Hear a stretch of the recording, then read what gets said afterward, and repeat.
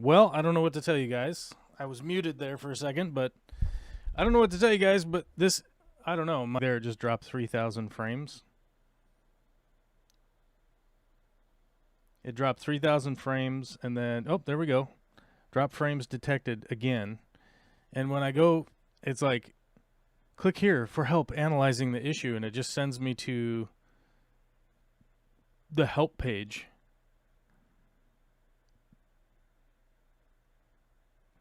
Which, like, doesn't help. This help page isn't helpful at all. It's not sending me to anything that's, like, helpful. It's like articles on powerful tools like Express Video Editor. It's like I'm fucking live right now, and this is the link that you send me to. So I don't know. Yeah, drop frames detected. Your stream quality may be affected. It's like that doesn't. This link that it keeps posting up here, it just sends me to the help page. I guess dropped frames while live. Does that help?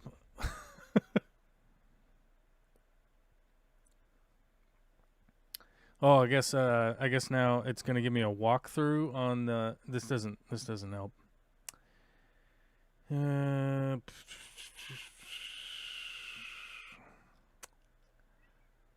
Yeah, this is giving me a tutorial on cropping and shit. Huh. Yeah, I don't know. I don't know why. I don't know why this is happening. So I don't know. Yeah, Witchy Cat. That's a good point. I'm on the page of all these frequently asked questions. It's like, why are you linking that to me to click on and go to? I don't know. That's completely not useful at all. Like, it's not a hardware issue. Like, none of my hardware is having a problem. Camera works fine. Capture card's working fine. Video card's working fine. GPU, CPU, all working fine. Internet is fine. I don't know. I guess we'll see. We'll see how it goes. But what's up, dudes? It's Monday the 18th. It's Monday the 18th. We had a bunch of people here. They're all gone now. So we'll see. We'll see who. How do I want to just go in the green room. Can I go in the green room? There we go. Thanks. All right. So I'm in the green room on Discord. If anybody wants to hop in and chat, I don't know what's going on. Yeah, for whatever reason, I'm having software issues again. I thought I resolved them over the week. This whole week has been arguing with software. I don't know what to tell you guys. The new studio.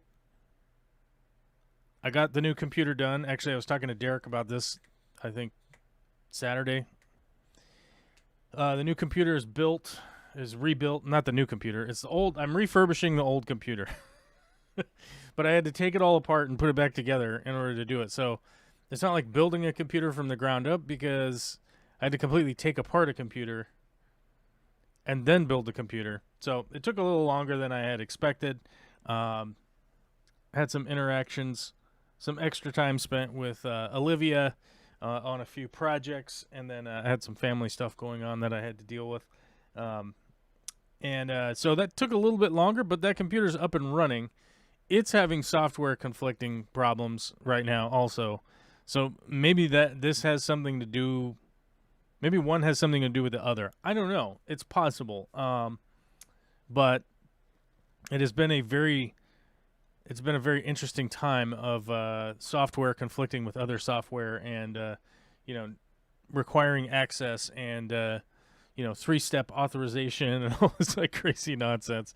So it's been a little bit weird.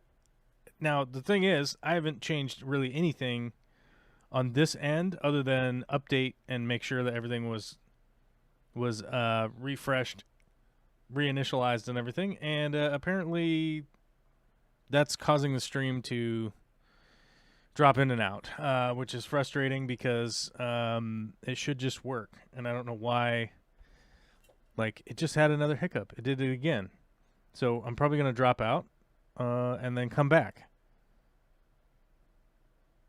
Yeah, drop frames. There we go. So, yeah, I don't know. I guess we'll just stream today and see what happens and see what shakes out. But just a quick recap. Christmas is in 1 week. So shout out to everybody who celebrates Christmas. Shout out to everybody who doesn't celebrate Christmas. As you guys know, I'm a secular guy. I'm not religiously affiliated at all. In fact, I don't even know how many people worship the sun god like I do, because there's no connection, or there's no church. We don't have a church. There is no church. Let's see who worships. I should have looked this up. The sun god. What is that? Oh, the Mayans and the Aztecs. So maybe the Mayans and the Aztecs, but we don't really seem to have the Incas in Peru. I went to Peru. Didn't see any churches. Did not see any churches while I was there. Maybe I saw them and just totally ignored them. But regardless of that, I sort of celebrate Christmas because it's sort of a cultural thing here in the United States to get together with your family, give gifts. We talk about Santa Claus. Santa Claus is elves, magical sleighs, flying reindeer, all of the Coca-Cola based sort of, historically Christmas stuff. I believe that there was a guy named Jesus, probably. I don't believe he was the son of God or any of that nonsense. I think it's all just a bunch of horseshit nonsense in order to control people, and in order to control people, to cause them to have bitter rivalries and othering of other people. I've talked about this a few times before. I believe that organized religion has one purpose on this planet, and that is to pit different groups of people against each other with something that is undeniably unfalsifiable, right? Because you go, well, I talked to my God, and my God said I was right. Oh, yeah? Well, my God said I was right. Okay, yeah, and then we're in this circular debate of totally unverifiable facts, right? I worship the sun god because the sun comes out sometimes and it shines on me, and it makes my plants grow, and it provides energy to the earth.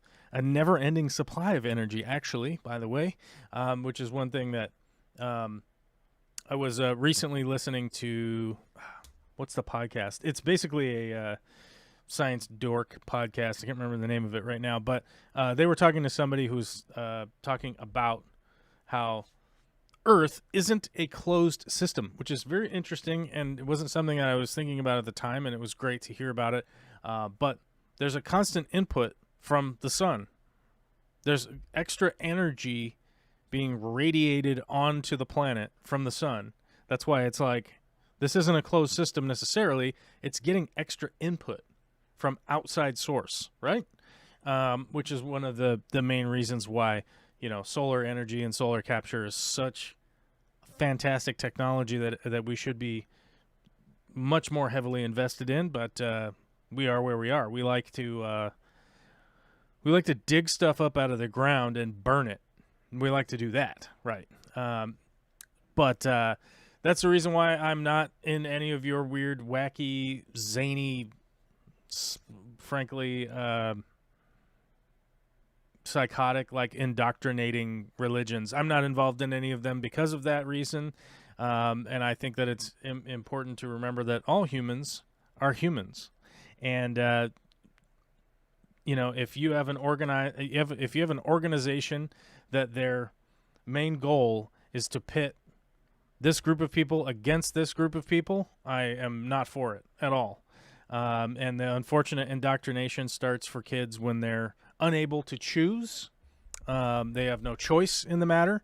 Parents just force their children to go to these things, and then kids are told stuff, and then they end up believing it the rest of their lives. And that's very, that's terrible as far as I'm concerned. And, I recently was involved in a discussion about the Palestine-Israel conflict, which I don't need to get into the nitty gritty on which side I agree on or not, or this or that or the other thing. And I said, the whole thing is complete disaster, and it's because of these people's religion. That's the only thing that's pitting these groups against each other. Like, I'm this religion. Oh, I'm this religion. Oh, yeah, well, we're different. I don't know. You live right next door to each other.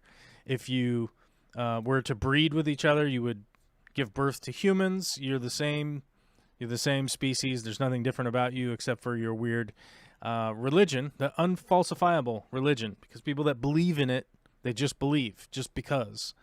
And it's very odd to me. I'm invested in solar, surrounded by it, and I can even currently see the sun. Yeah, that's the thing. I can currently see the sun. I can currently see the sun's effect. It's a measurable effect, right? It's not this mysterious fake thing. It's a thing that actually does exist, and I can verify its existence. And in fact, one of the weird things that I like about worshiping the sun never asks me to do anything. There's never a requirement put upon me to do anything. The sun doesn't require me to do anything. I just am here catching some of its radiation every once in a while. And, that's how, and that's it. That's it. That's all the sun has ever asked of me, was to just nothing, right? Aquarium Adventures is here. Hey, man, it's Graham. It's been a long time. How you doing?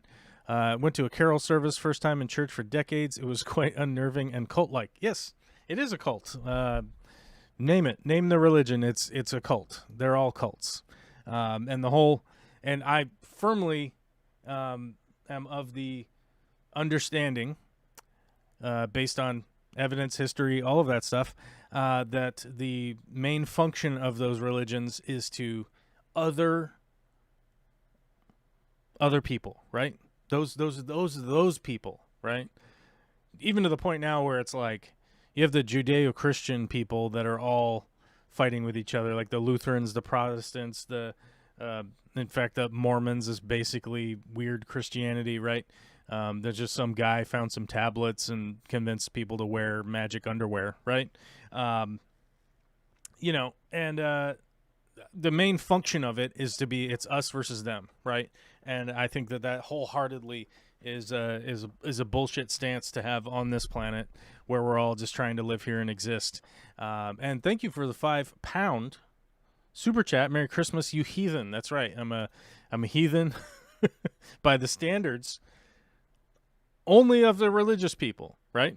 Only of those people I'm considered a heathen, right? So, yeah. But yeah, it's very weird. But investing in solar, I believe, is a smart thing. One thing that I have noticed recently, speaking of solar, that the new solar film is starting to show up in the American marketplace, which is the sheets of solar panel that you can actually adhere and put out onto a surface, which is wonderful to see that coming out. I think that technology was developed in Australia, to the best of my knowledge. I did see one of their the Aussie guys. They are trying to create, and in fact, I think that's where this peelable peel and stick solar panel situation came from. Anybody let me know if I'm wrong on that. I would be glad to amend my statement. But they're starting to come out. They're trying to finish a way to produce the solar panel that's peel and stick that actually just goes over glass and you can actually see through it, which is actually, to me, that would be a groundbreaking, unbelievable invention that I would probably pee in my pants a little bit. I probably would pee my pants just a little bit. Just imagine that if you could put solar panels over your windows, thusly not changing any of the appearance of the building. Imagine that skyscrapers, you could completely coat the exterior of skyscrapers without impeding the ability to really see out. Maybe you won't see out as perfect HD, 12K vision out the window. Maybe you only have 4K vision out the window. But those windows would be amazing, not only for a personal standpoint, because if you were to add that extra coating over your window, you could have single pane windows that would potentially insulate almost as good as a double pane window, for instance, which means that you could probably do upgrades on homes that don't want to replace all of their windows, but they could also include some solar in this upgrade without having to replace or create all these new windows and whatnot. And then if you had double pane windows, they might insulate as well as a triple pane window / also stop UV from coming in to your house. So it actually allow light in, but the ultraviolet radiation wouldn't necessarily come into your house. Right? Solar windows are the future. That's right. I think solar windows are definitely going to be the future. Aquarium Adventure said, I just wish batteries were a little cheaper, less explodey. Very true. One of the things that I've what is it? Some of the new battery technology, what is it? Sodium. Is it sodium? I forget what's in it. You guys have to bear with me today. The cold that everyone has had, I believe my body has absorbed the cold, and I think today is the first day of what is expecting to be a lot of coughing and being gross for the next couple of days. I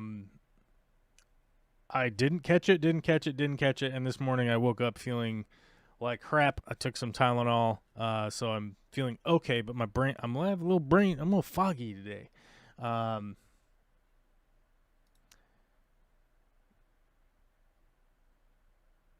Yeah, what is it? The sodium ion battery? Is that what it is? I can't remember the exact name of it. What is it? Sodium.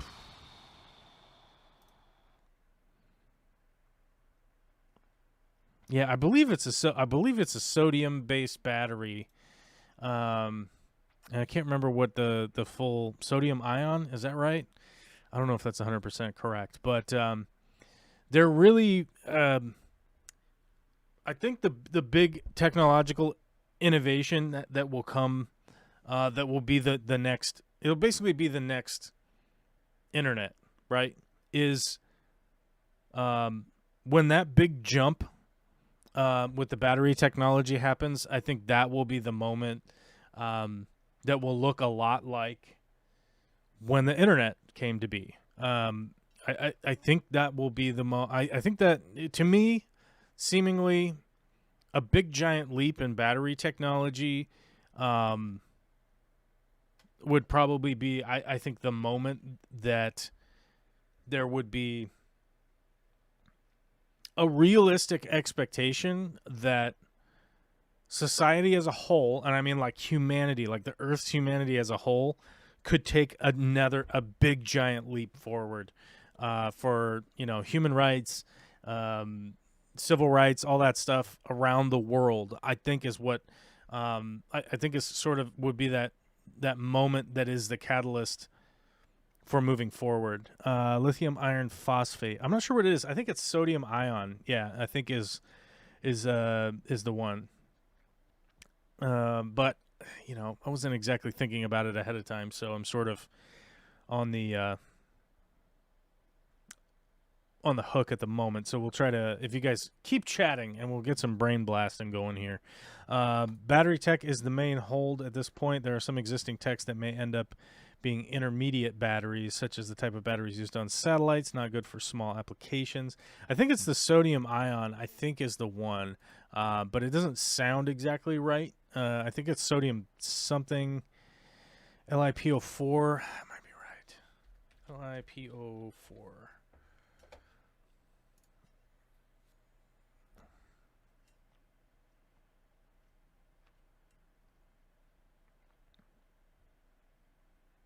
Oh, these are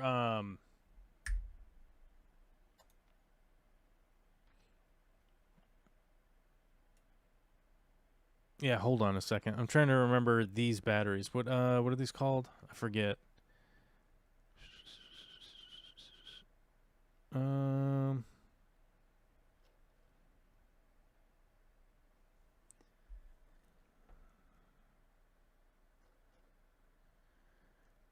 I can't remember the.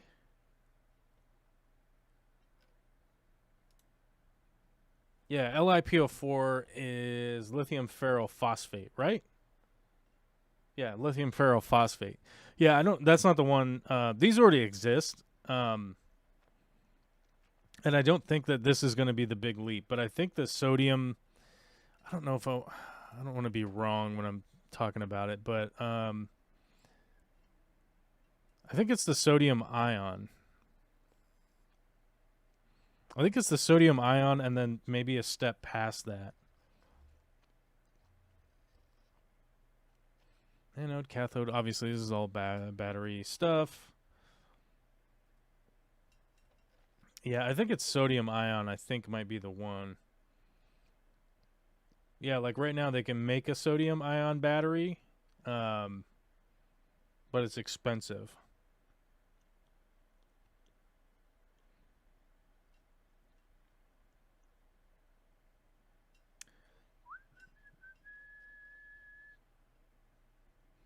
I gotta tell you, the whole streaming thing at the beginning is the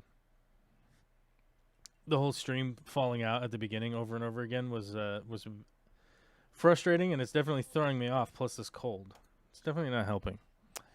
I think it's the sodium ion battery. I don't know. I would have to look it up. We'll have to keep looking it up. We did get a member chat from Will. Oh, which is a reminder. Hey guys, you should become a YouTube member today. We lost a bunch of our members because a lot of our members were gifted memberships, and then I don't know if anybody renewed. You know, I don't know if any of them renewed. Maybe none of them. My guess would be none of them renewed. A lot of them left, probably. Who knows? But our memberships have dropped down to 92 from 113 down to 92. So, although Patreon is at 126. So, much appreciated to the patrons and members. People are always ask me, they keep asking me year after year after year, which one is a better price break? For me, obviously Patreon. YouTube takes a cut. Patreon takes a very small cut and processing fee, and that's it. So yeah, but either way, very appreciated. And obviously, YouTube memberships help go into promoting the channel on YouTube, where it's a problem trying to get promoted on YouTube, right? Okay, but yeah, you better become a member today. Constructed from sodium sulfur, a type of molten salt that can be processed from seawater, the battery is low cost and more environmentally friendly than existing options. Yeah, which I think actually is one of the big viabilities of it is that, like, if you can create a very efficient battery out of very common products that, like the desalinization of seawater, and then you capture the sodium, but you also have clean drinking water, like, you start to get into this system of like, oh, now this starts to make sense because people need drinking water. We need to supply drinking water. Desalinization costs a lot of money.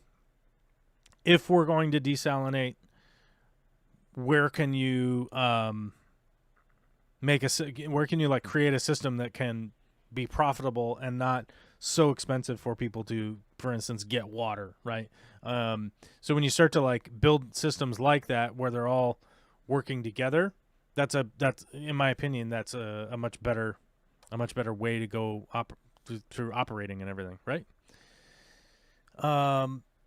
Witchy Cat says, "Oh man, what happened? 4 times the density of existing battery tech." Yeah, so that's the thing.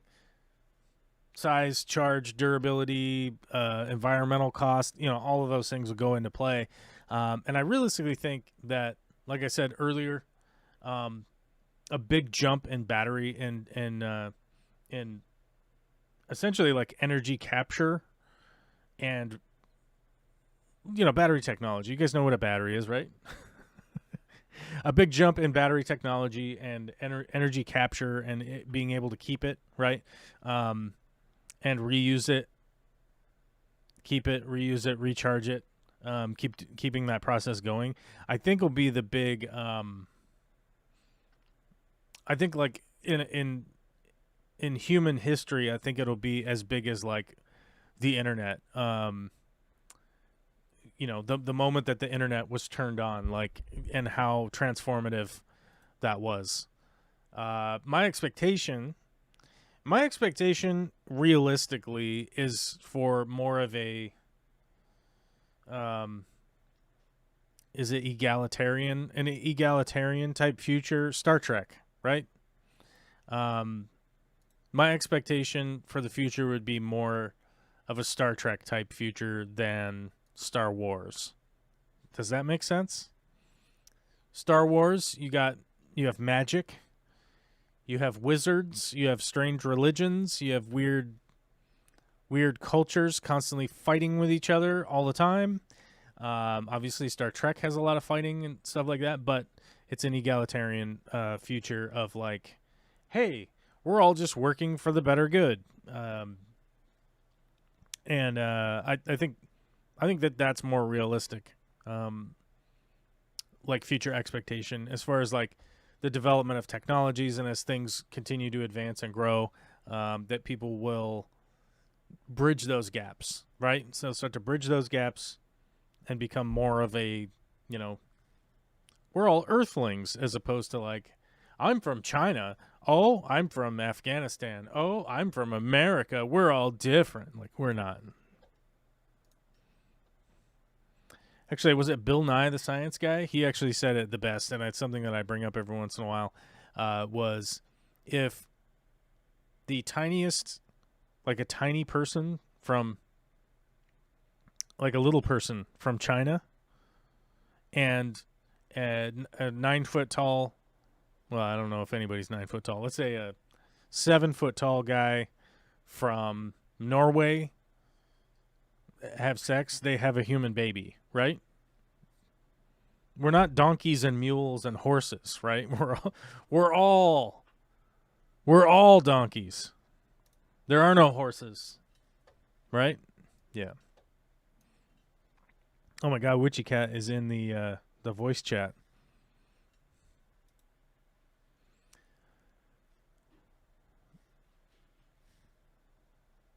Okay. What else were we talking about today? I don't know. I lost my train of thought. I'm just lurking. Oh yeah, Christmas is coming. I hope you all are prepared. Hope you got your kids a couple little presents. A quick reminder to the few people that watch my YouTube channel. If you do the Santa Claus thing, remember, don't do a PlayStation 5 came from Santa, right? Don't do a new pair of snow skis, boots and bindings, outfit, that's not from Santa, right?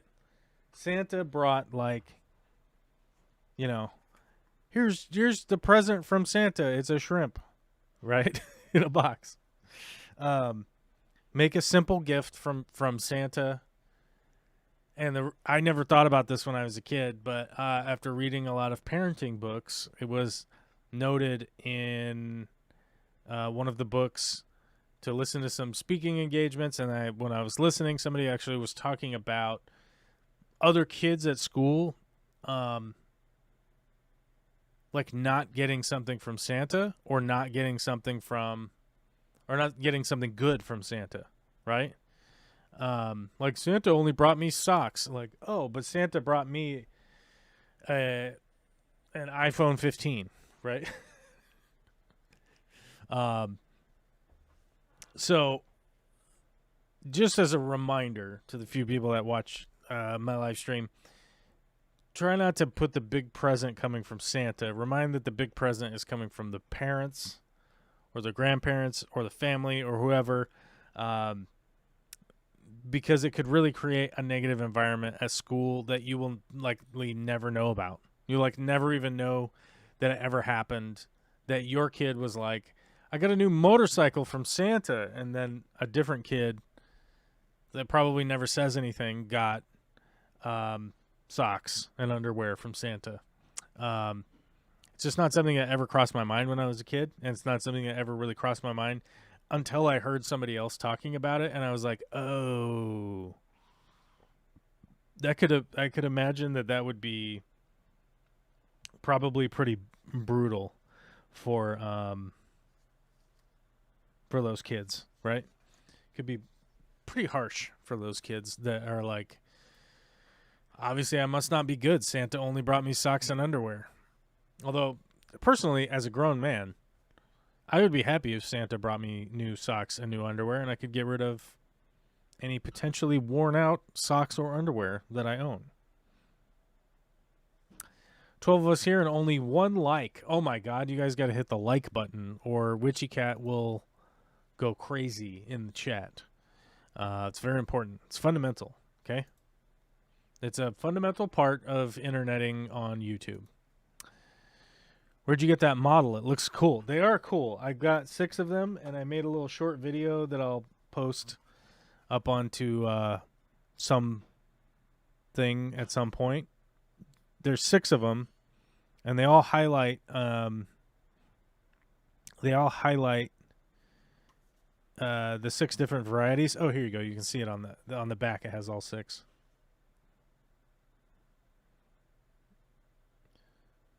So I actually got this from Eric. We're not affiliated. We're not affiliated with buypetshrimp.com. But he got these he said 7 years ago. He got them about 7 years ago.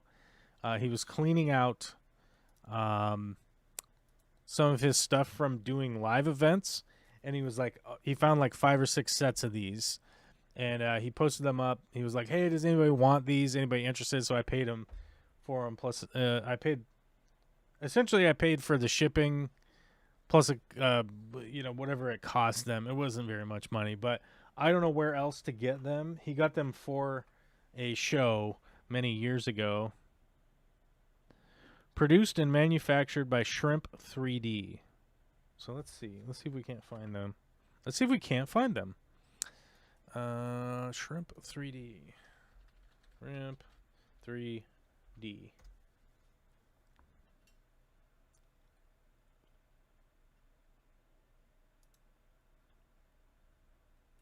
Nope, don't go to that. Don't go to that website.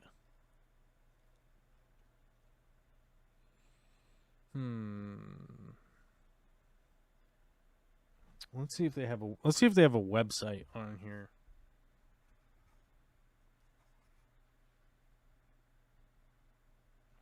Oh, their website is on Facebook. All right, let's type this in. Let's see if we can't find it.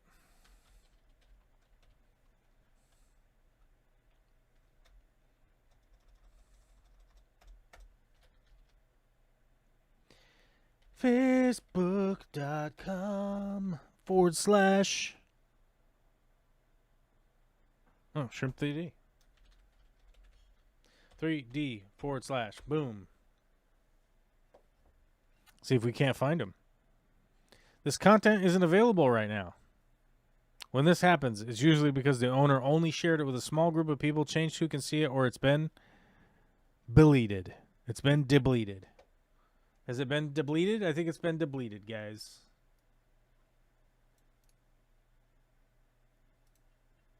Let's go here. I'm going to go like this.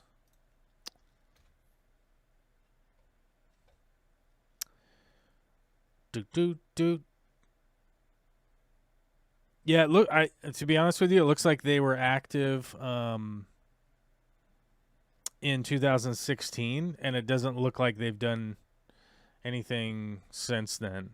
There's a couple of posts you can kind of find historically on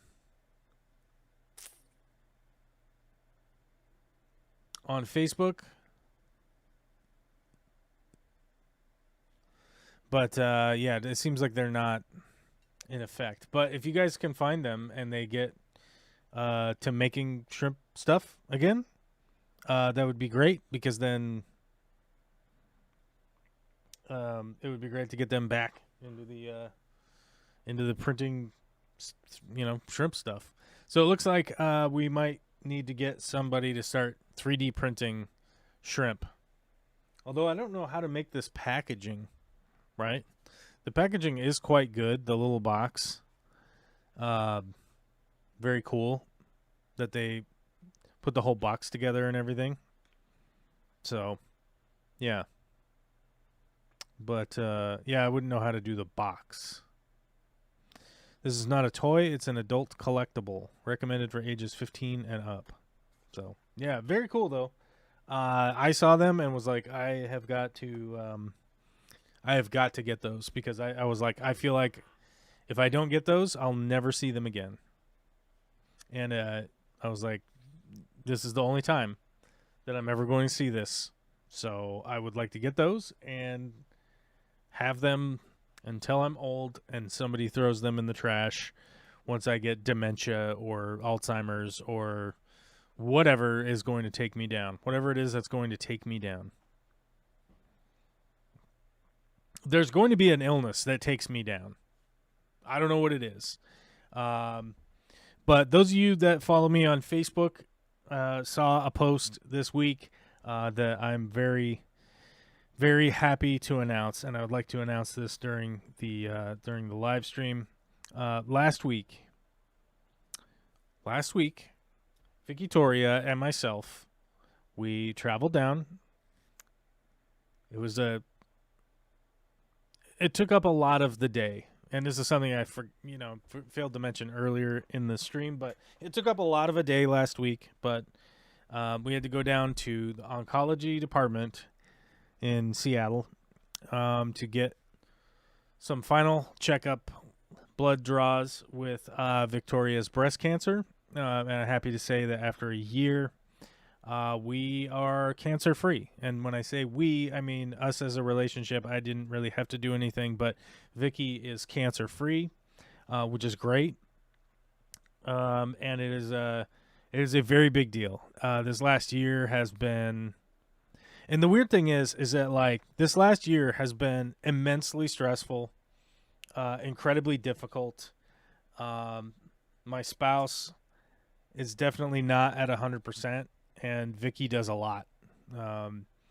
Vicky does a lot of stuff. She is a very busy, very organized, very methodical, just hard-nosed, grinding all the time, doing stuff. So she is a very big part of the two of us as a team with our daughter. There's only 3 of us, right? And it's been a really hard year. It's been a really hard year trying to deal with cancer, the fact that she might die, the fact that she could just get sick or sicker. We went through the surgery. That was only a year ago, guys. That's what's crazy. Right? After a year, though, we are cancer-free. That means that we are still under, she still has to take medication for the next 4 years. She has to run through a 5-year cycle of this hormone treatment that she's on. So I'm just, the gratitude is very high right now. I mean, I understand like I'm currently unemployed. Things are a little bit difficult or whatever, but like that shit I don't give a fuck about. All right? Like I don't give a fuck about not having a job anymore. It is kind of like hurtful that certain friendships will probably never exist ever again. That's just a reality, right? That's kind of a bummer, but jobs, that kind of stuff, they come and go, whatever. Not a big deal.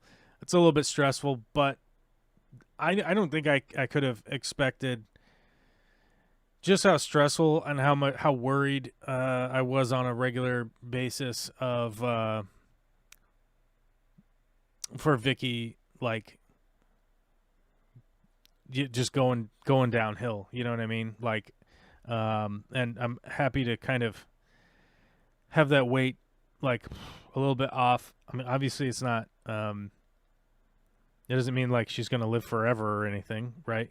But there's no like immediate gun pointed to the head type situation, which is relieving, right? So that is, I'm really grateful for all of the doctors, the science that went behind it, and so it's a pretty big deal. Speaking of the same situation, Carson, 3 years and counting. That's amazing, and I'm so happy that like friends and family just aren't dead, right? Like in the past, they would all be dead, and Lord knows I've had a lot of friends die in the last couple years. It's been pretty brutal for that, and so I'm appreciative to not have to deal with more of that. Although it does feel pretty selfish to be like, oh, I don't have to deal with other people being dead, right? I don't know. It does feel a little selfish to even say that, but it's I'm being honest, right?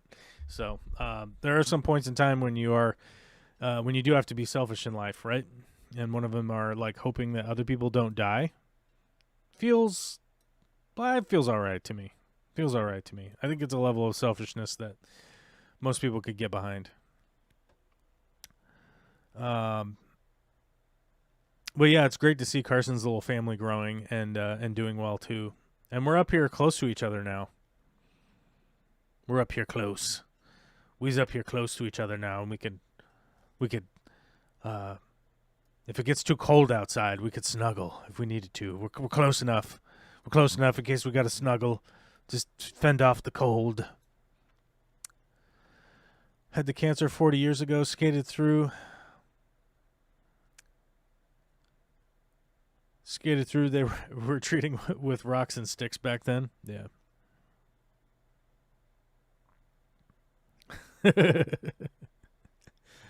It's a Christmas miracle. Well, I think like it would have been a Christmas miracle last year though, right? Yeah, but I'm happy to say that like that's a phase of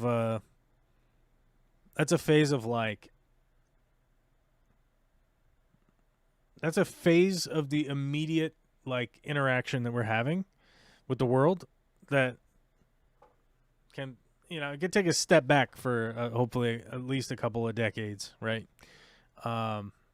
So that's a good thing too, right? That is a good thing of going like, well, hopefully we don't have to worry about this for like another 20 years. And then, we'll be in our 60s by then. And yeah, maybe they'll have battery technology figured out by then. Maybe they'll have those batteries out. Huh? Yeah. Yeah, batteries, dude. On the camera front, we got an email earlier that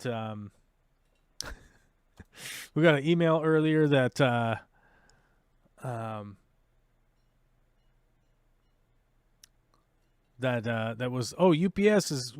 I got an email from UPS that my shipping information was saying that we're gonna expedite. Your shipping date has changed from Tuesday to Monday, and I got all excited that the camera was coming. It turns out it's just a Christmas toy that is coming a day earlier. So, kind of a bummer, but it is what it is. And so it looks like the camera won't even be here till at least tomorrow, which does kind of suck. But it is what it is. Service progress. Yeah, it's fixed. The camera is fixed, and it's in the mail. It's just not going to be here until tomorrow, I guess. Or maybe even the next day. Who knows? UPS does kind of suck, and especially this time of year, they are not that great.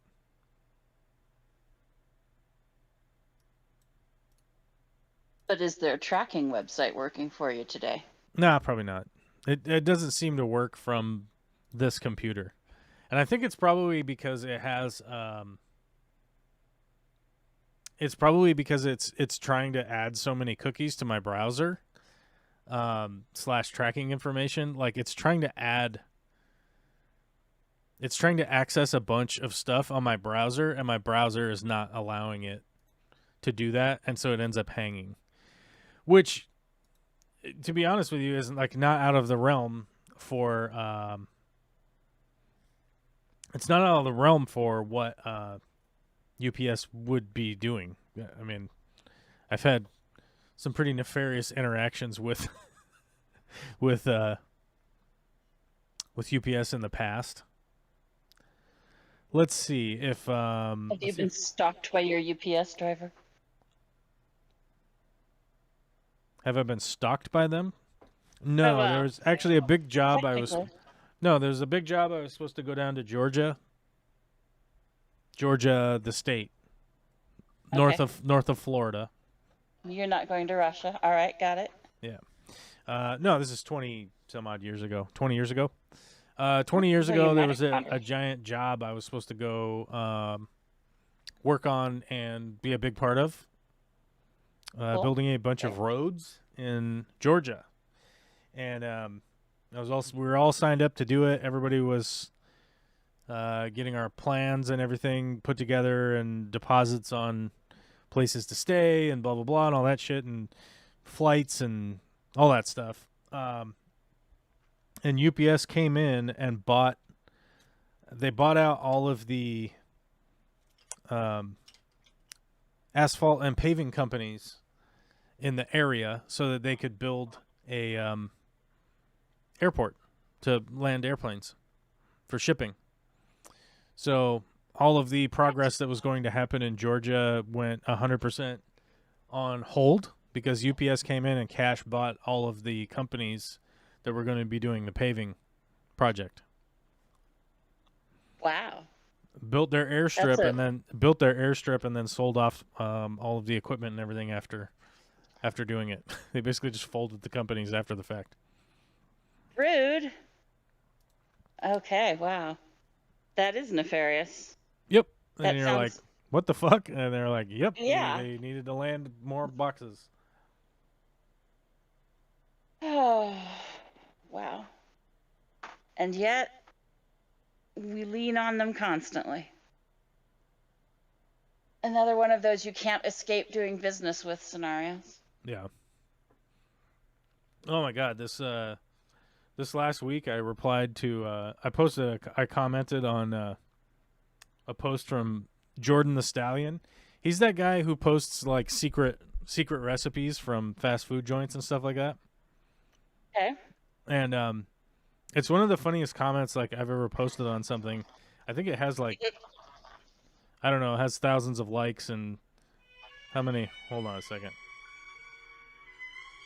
Yeah, it has like 500 replies with all these people arguing and I haven't even replied to any of the replies. Just arguing amongst themselves. And people are just screaming at each other and screaming at me and yeah, it's pretty funny. It's pretty funny. And I'm just like, "What? Okay." And I just got a bunch of notifications that people are they started yelling at each other again in the Instagram comments and you're like, "Yeah, okay." So you like that? It's like been like 5 days, and you're like, okay, well that's done, and then all of a sudden somebody else comes and blows it up. Yeah, it's pretty like funny. I need notifications, but I don't really want them. Late stage capitalism. Late stage capitalism, baby, get it. Yes. What's this? What you get? Oh no! So I've had the Osmo Pocket 3. I don't know if you guys have seen this camera. Have you guys seen this camera? I'll post a link in the chat so in case anybody wants to buy one. I 100% would recommend this camera. Osmo Pocket 3. Here. Let me find the Amazon link in case you guys want to buy it, and then in case you guys want to buy it, I'll get a commission. Okay? Okay? We need commissions around here, guys. Our commissions are low, and I'm unemployed. So if the Federal Trade Commission says I didn't tell you that I was going to get paid for posting this link, well, too bad. I'm telling you. This camera right here in the chat. Okay. I would 100% recommend this camera. It has a little gimbal on top, has a flippy screen, Hold on, I gotta show you guys what the fuck's going on here. Love them flippy screens. Add source.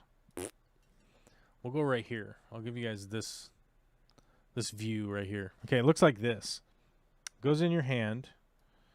And so the screen, god damn it, I just moved this. Yeah! Move this image now that I've highlighted it. Yeah, yeah, you can do it. Okay. So this screen right there on the front, it goes vertical and non-vertical. Vertical and horizontal, like this. When it's horizontal, it shoots horizontal video like you see on Instagram, TikTok, YouTube, and those short videos that are in that vertical mode so that when you click on them with your phone, you don't have to turn your phone sideways. Yeah. And it has a little gimbal on top so you can move it around. The gimbal itself will follow your face. So if you set this thing up on some hard surface or on a tripod or whatever, you can set the camera. You can set this camera to highlight your face, and as you move around and talk to it, it will follow you and track you around. So you have a little cameraman with you. It shoots 4K video, has a 1-inch CMOS sensor, which is pretty good. It shoots up to 120 frames a second. It's small, fits right in your hand like this. And in my opinion, it's the best like all-around little camera if you want to make video stuff. It is not a good stills camera. To be clear, this is not a good camera for taking still images, okay? But this thing is badass for carrying around, making videos, like going to somebody's fish room and making a fish room video. You could take this and the little attached microphones, and you could probably just make the whole video with this. You probably wouldn't have to take anything else, which is the reason I got it. It was the whole reason I got this camera. Now, it turns out this flippy screen right here, a bunch of them have no problems whatsoever. Some of them, when you turn them from vertical to horizontal, have a tendency to have an issue, right? And they break. And mine did that one day when I picked it up and I turned the screen. And it went, made a weird noise, and the screen would no longer stay in the closed position anymore. It was like, And so I sent it back, and they fixed it for free, and they're shipping it back to me. So we're waiting on its return because I have a whole bunch of stuff to make with it. And yeah, it's a so far, I've only had it for like a month. And the whole month of using it has been pretty delightful. Zipgun says, I have one. I never used it as plans got put on hold, but really want to try it out. Yeah, so if you're going to buy one, I would highly recommend buying the Creator Kit, which is more expensive. But you do get all the peripheral features with it, and it's definitely worthwhile. And if you do buy it through my Amazon link, and I'll get a commission and blah, blah, blah, blah, blah, blah, blah, blah, blah. But, yeah, it's a great little camera, and like I said, if you're shooting video, it's probably the best all-around little solution for making videos. Whether it's TikTok, whether it's YouTube, whatever the hell it is, pretty good to go with that. And I wouldn't imagine that there's like a whole lot of other one-stop solutions like that, you know. There's like the Insta360, which might be comparable in a way, but you have to edit 360 video, and I really don't like doing that at all. Oh, Victor Coco, Mary liked the live streaming. Thanks. Here's the question: Should we play Risk today? Poll. Risk. Oops, what the hell am I typing into? I'm typing into the wrong thing. Risk? Yes, no. We'll start a poll. We'll see what you guys say. We just ran through the topics I wanted to talk about today, and we ran through them real fast. So, I don't know. And the early hiccups in the stream definitely kind of fucked things up a little bit. So, we'll see if you guys want me to play some Risk today or not. If you have other topics that you really want me to talk about, type them in the chat, and then I'll do my best about talking about them. Where's that other? Yeah.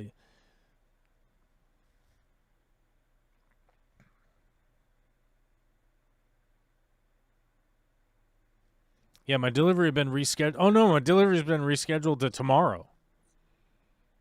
Oh. So either way, all of the deliveries are coming tomorrow, which is fucking ridiculous. That's ridiculous. Okay.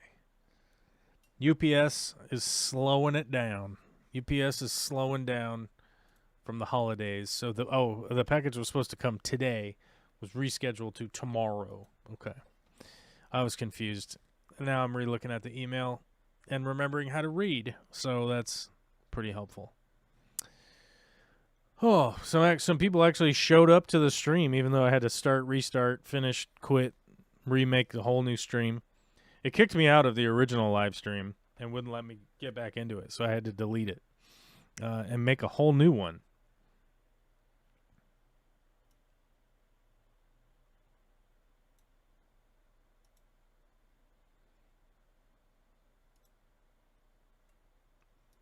All right. Well, it looks like we only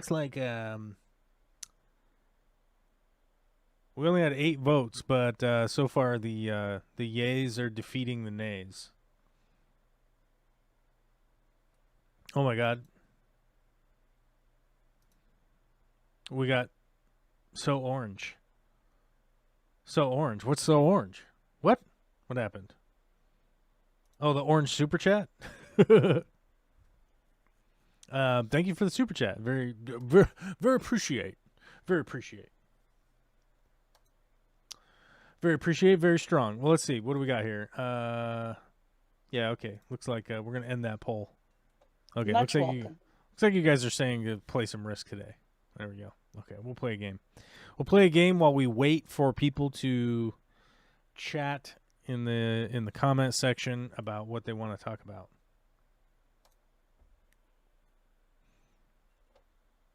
We'll see if we can't find ourselves an interesting game. Why is it so orange? What happened, Witchy Cat? Why is it so orange? It just is. It's orange. Oh Oranges my God. are Christmas fruit. I don't know. Oh my God, They you go in guys. the heel. We've dropped Not in down the the toe. leaderboard.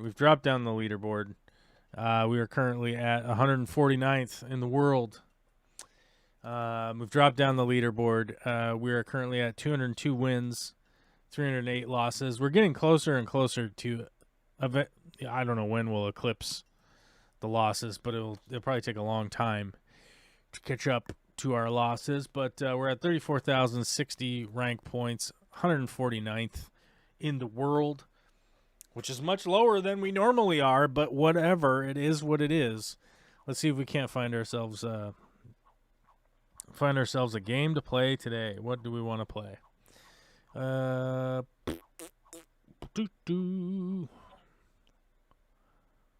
that one's full. Progressive 90 seconds, Capital Conquest. I don't want to play 90 seconds. People will sit there and make you wait through the whole 90 seconds. And then gripe when you do it to them. They do that in Canasta too. I play online. Oh. You can actually report people for stalling if they're just sitting there doing nothing.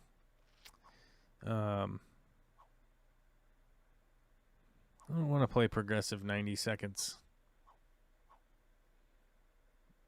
Oh, we do not.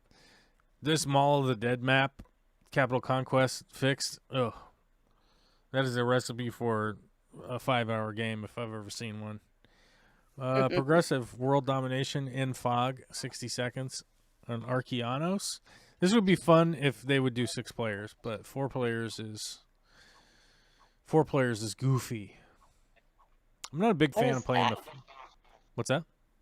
Oh, I was trying to figure out what that map is. Which one? Arkeanos? The one maybe. It looks like a Mahjong game. Oh, There's to be clear, there are a lot of maps. I don't even know how many there are total. See, like this is Alcatraz. This is a classic map. This is like the OG map right here. The classic map's the one you'll see the most games for. I've only ever Arkeanos seen is you this play one. Europe. Arkeanos is a weird map that apparently you could only get this map on 2 different days. They've released that map, and you could log in and get it for free. And the one day that I've actually been playing Risk when they released that map, I got the notification from another YouTuber Player. that does Risk on YouTube, and I was out of town, and so I only had my phone, and I don't have my Steam account on my phone, so I was like, oh damn it, I can't log in. Yeah, I try not to put the games on my phone. Yeah, I mean I don't put them on there at all. I only play Diablo and anything like this anymore. I've never been a WoW fan or that type of thing, and I was really mad when Diablo came out online only. I had prepaid for it 3 years before. I was so annoyed. But it's so good. I never play with anyone, so I don't understand the point of having it online.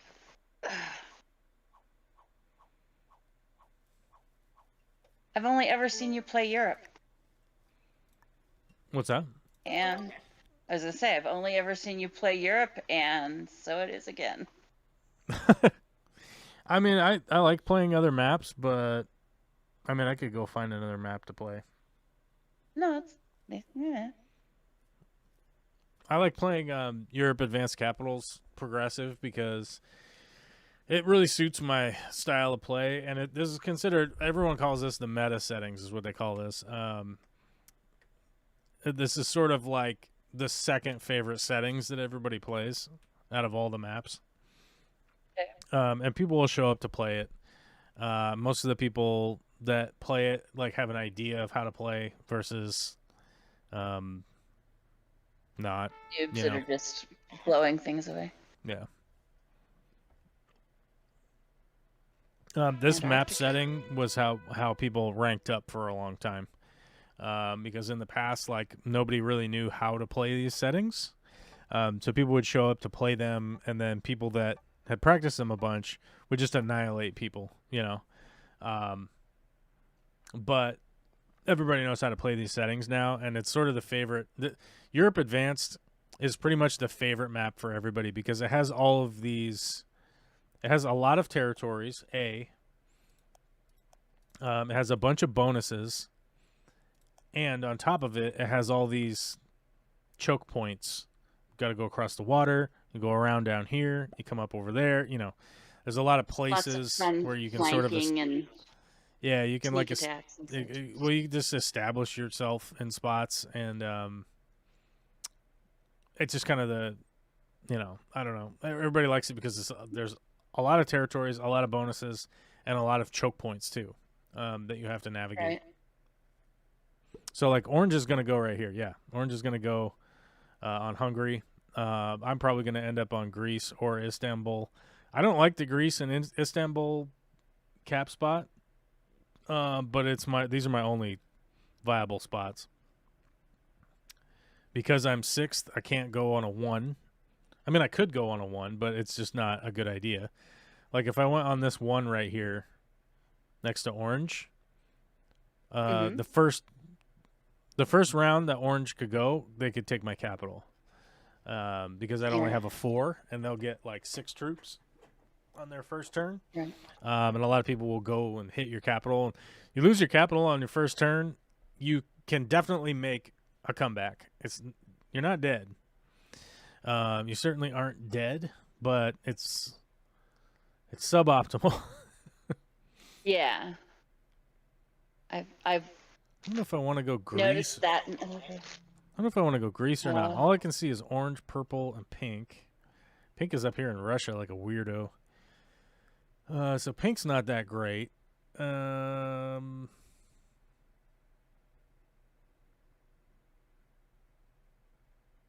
my chances of keeping this bonus are better. Yeah, I'm going to go here.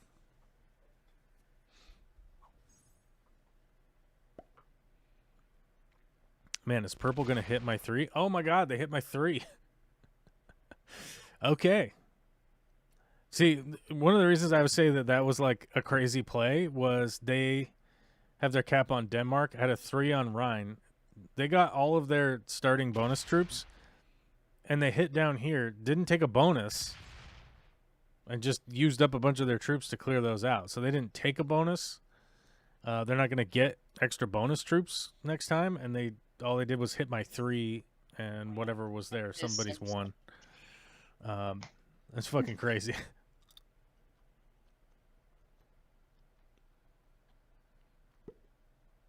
Has anyone ever kept a saltwater tank because a fish was especially charming, and not because they wanted a Dayglow poster-looking tank? Yeah, actually, I've known a bunch of people that have done that. There are a lot of incredibly endearing saltwater fish for sure, 100%. Yeah, like Michael Sauer wanted a mandarin goby. Like when I used to moonlight at working at a store that had a big saltwater section, and we had a lot of people that came in. They wanted to get a Nemo, they wanted to get a mandarin goby, they wanted to get what else do they want to get? My favorite one is the saltwater beta. Right, saltwater betas are freaking awesome. They're such a cool fish. They have a lot of personality, which is beneficial, right? Personality is generally beneficial, right? And It does have. oh my god, is pink gonna hit this? No. Okay, so pink fortified. If pink had hit this, they would have only been able to have a 3 on their capital. So I would have definitely put my 8 here and I would have put my 8 on this 3 and taken their capital in Russia. But luckily for them, they were being smarter. Let's see, if I got a 5 here, that's not going to help.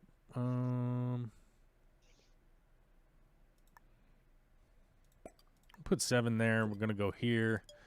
We're going to take this, and we're going to give some, we're going to give the old fist bump. I'm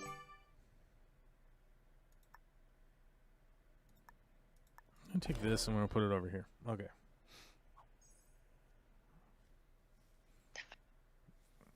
I figured orange would give me the fist bump, but they didn't want to give me the fist bump. Orange didn't want to fist me.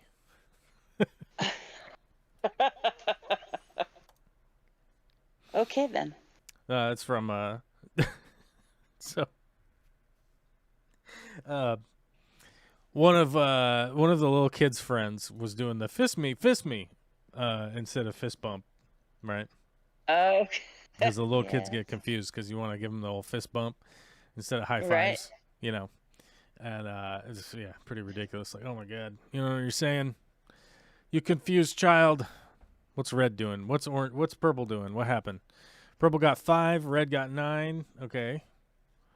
Yeah, purple still doesn't have a bonus. There's nothing they can do about it. They're up here. They've got blizzards in the way. I don't know what they were doing. They have a terrible plan. Red got a bonus, but they seem to just be sitting here for some reason. General Tabata, All right. 1998. Let's see, are they buying out? I don't understand the blizzards. Yeah. What are the snow? I'm so stupid. Each territory or tile, Mm-hmm. you can call them a territory, you call them a tile, whatever you want to call them. Venice, Rome, Naples, Sardinia, right? Hungary, you get it. Mm-hmm. If you turn on blizzards, you'll get X amount of territories that are occupied by a blizzard. Essentially, the weather's so bad you can't move your armies through, right? Does that make sense? Yes, it does. Thank you. And so when a tile has a snowflake on it, it's a blizzard. There's nothing you can ever do to that tile. It will remain that way forever. And you can't hit, there's nothing you can hit it with, there's nothing you can do. It'll always just be there. So that those areas end up getting blocked off by Right, and winter. they ignore choke points. Yeah. And you can't take your army, you can't take your army through Nope. to, Nope. No go crossing invade. the Alps on foot for you. All right. Yeah. Exactly. You don't want to be in a land battle with the Chinese or whatever. Yeah. Mm. Whatever that's from, Did the you see Princess me- Bride. Yes. Yeah. That's When Greece is on the number- line. I think what I'm going to rule do, number 2, I think. I'm going to take this bonus down here and see what's going on down here. Damn Constantinople. We'll just leave 2.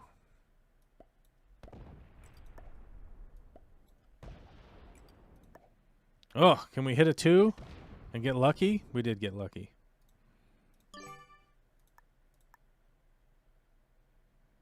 Yeah, we'll leave a 3 there in case somebody tries to break it.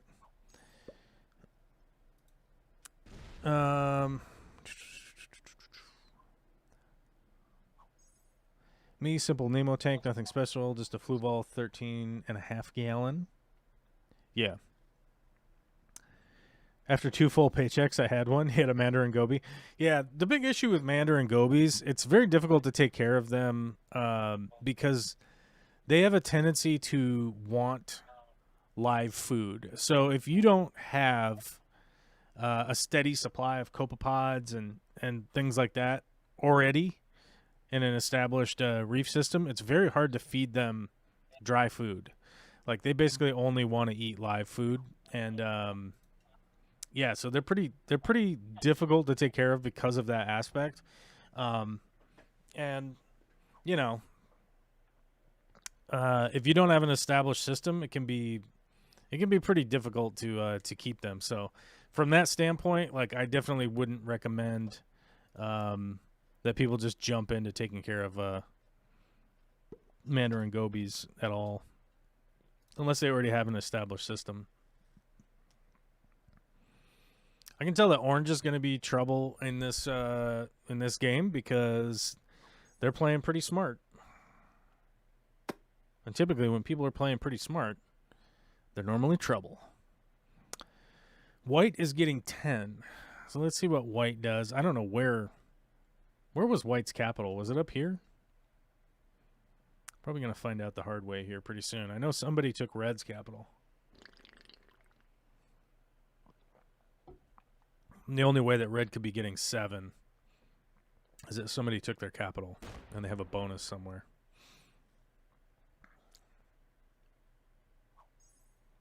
We're definitely going to have to get White out of here. I don't know what White's doing. Pink is starting with 6. They're probably going to put 6 over here and try and take Russia. Oh, they got a 9. They'll hit my 3. Yep. Lost 3. That's all right. That's all right. We're not mad. Don't be mad. Let's see. Red is a bot, but they've been stacking troops down here for whatever reason.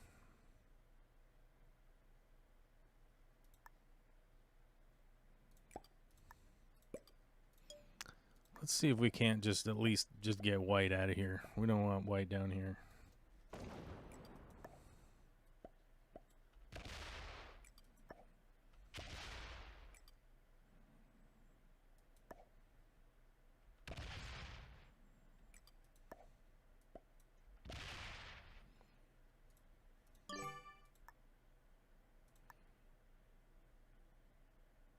Yeah.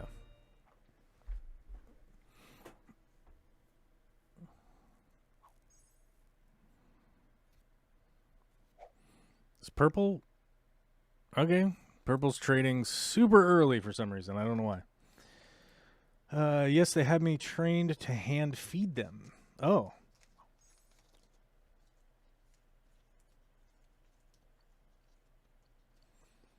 There's an orange spotted rabbitfish at my work who changes color when I come up to the tank. He's begging for food, but I've been calling him my BFF, the rabbit. Yeah, I mean, orange spotted rabbit fish. Those are a dope fish for sure. I don't have any way of looking them up right now, but to show you guys. Oh my God! Here comes Red. Red just came in and broke Orange from over here. Completely unexpected. Hopefully, Orange takes that Red out of there. And what is Red? Oh my God! Red got 12. Okay, people are just letting the bot go crazy. Orange gonna get 5. Did Orange quit? No. Okay. Huh. Orange is helping me get rid of white from the bottom. Thanks, Orange. White might still break me up here, though. You never know. Why Orange left this 5 of red, I don't know. I do not know.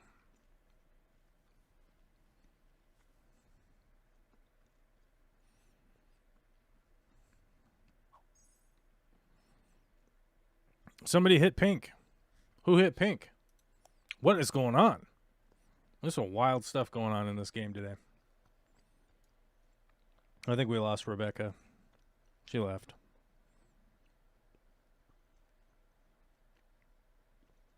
Years ago, the store I was in had some bearded dragons that trained the store manager and the dog trainer to feed them multiple times a day. That makes sense. Bearded dragons are pretty personable little buggers, little boogers. I did not left. I muted so that we didn't have to listen to dogs. Ah, the dogging. The dogging. Let's see. We need 13 here. We'll put some on my cap.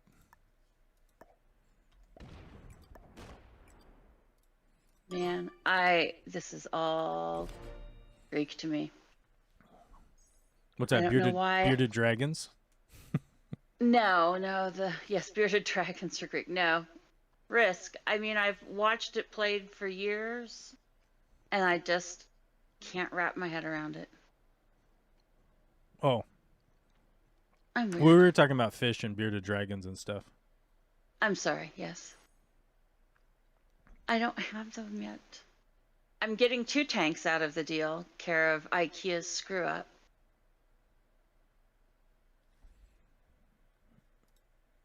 They sent me some lovely broken glass. Oh. On the broken tank front? Yes. I'm gonna do the IKEA bookshelf or bookcase glass cases that Tanner did, but they didn't wrap it with any type of foam, no paper, nothing to keep it protected at all. It was just a cardboard box and a cardboard box. Mm-hmm. And luckily it was shrink wrapped so that the glass wasn't everywhere, but still. But still. But they immediately sent replacements and they replaced the whole order, so I have enough to do 2 tanks. Mm-hmm. Oh. And I think I have the shelf room worked out. And I think that actually works because if I can heat one, I can do a paradise fish in the cooler of the 2. Mm-hmm. Depending on how close it sits to the wood stove. My ambient seems to be running right at the lowest at 52. So I'm willing to drop a heater in overnight usage. So we'll see. Mm-hmm. Should be fun. Now I've got to figure out plants.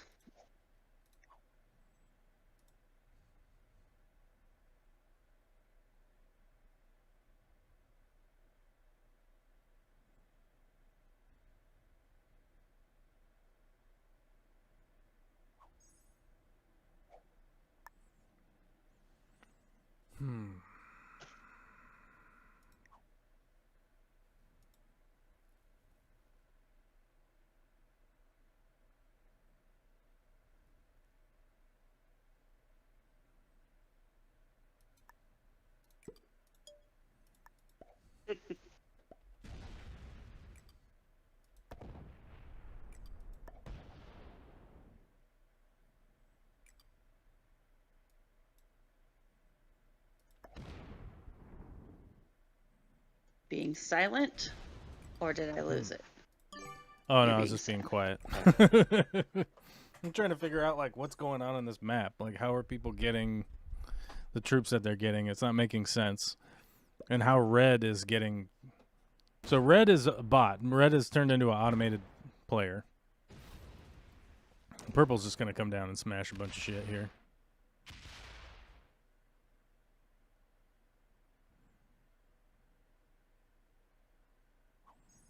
See, it's not gonna matter because I knew that like the red bot here was going to attack out. Is it gonna trade? That's the question. Went down in force.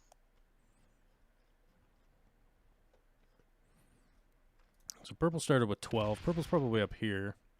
Pink's almost dead. Pink is here, here, and here. They're gonna trade. They'll take another card.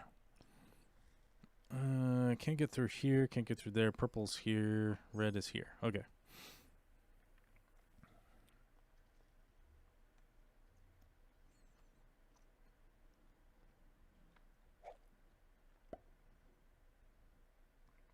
Orange is gonna hit my 1 to take a card. Oh. Where'd they go?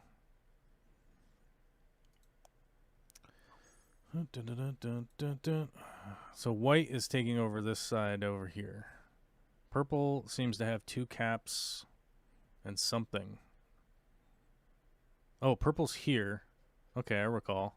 Purple was on Rhine, or Denmark. Purple's on Denmark, so they have this and another cap. Okay, that makes sense. Sort of.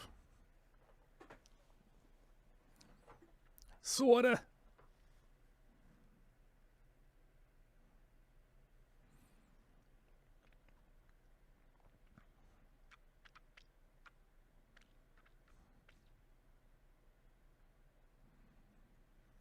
What is white doing? Is white quitting? I don't know. They're not doing anything.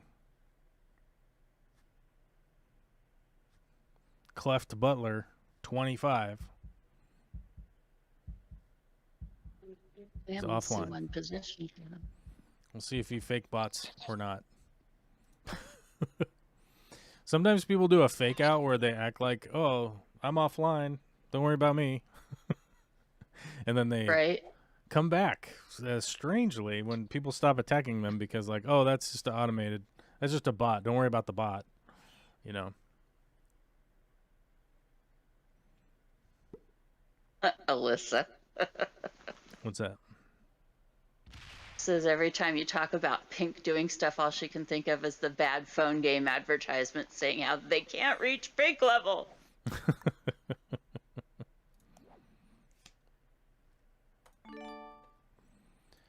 Dun,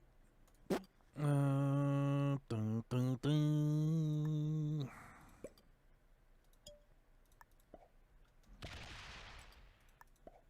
Oh no, I don't want to do that. No, we'll just leave that.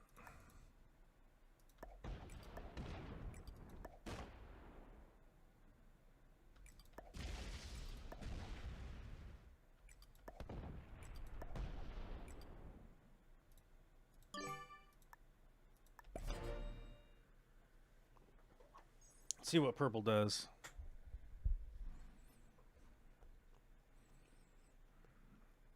Oh. Purple's up here probably running into white. Because they came down and they attacked me viciously. And now they're just forgetting that I exist. And they're probably attacking white. Yeah, they took their capital. They took white's capital.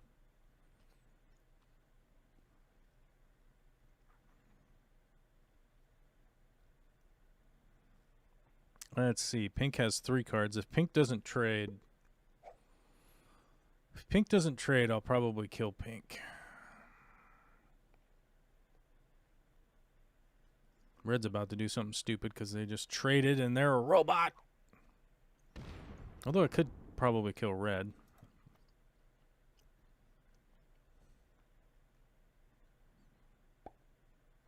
Well, we know where they are. They're up here. How much did they get? 3. Okay, so they've been broken everywhere.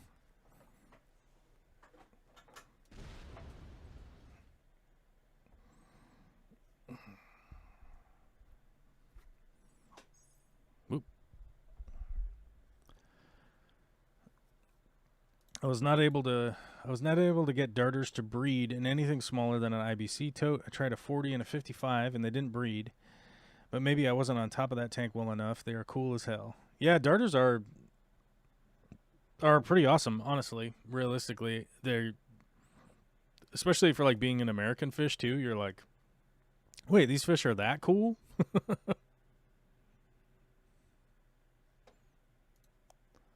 White started with 12. Still offline. They're coming down here. Okay.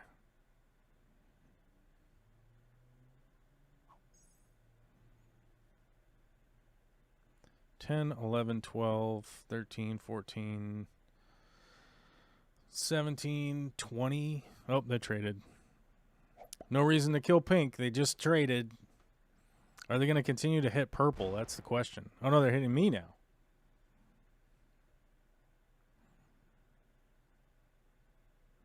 Pink is viciously attacking me. Oh, my God.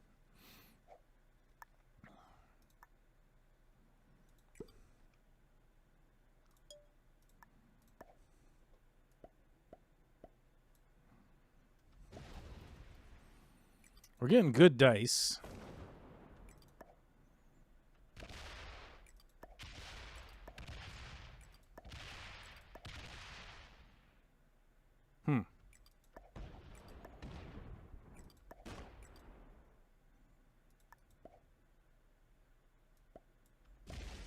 Well, we don't know where red is. Red is somewhere. No clue where red is. Red was right up here.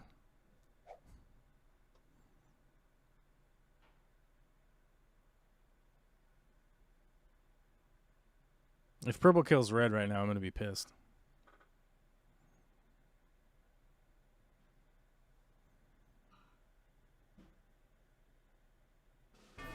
Damn it. Did you want that distinct honor? Yeah, I was trying to kill red, and I had no idea where red was. They were right in here. I went up and killed all of them, and then nothing. Don't know where they are. So I don't know where they were, but purple killed them and got their cards, and that's bullshit. And I don't have a trade, which really sucks.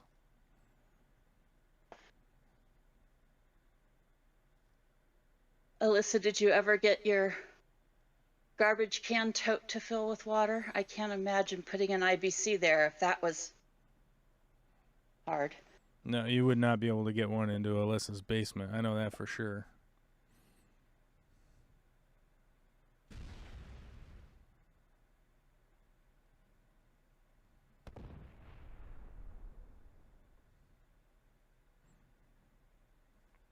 Ah, orange is being cool. All right, good. White has 3 cards. I don't think we'll be able to kill white, though, because they have a 25 stack down here. But I could probably keep their 25 stack down here.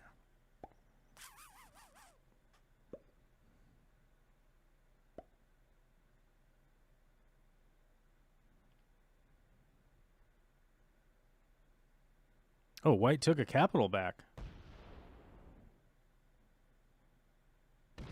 White took a capital from purple.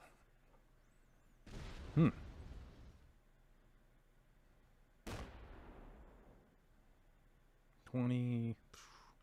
Yeah, if I had a trade, I would be able to kill white this round. But I don't. But I don't have a trade. And I'm going to end up running up here and giving it to, giving the kill to purple again. I don't want to do that.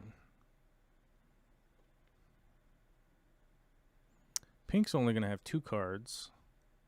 Pink is right up in here now. I'm getting 29. I can still fortify from over here. So what we'll do is this.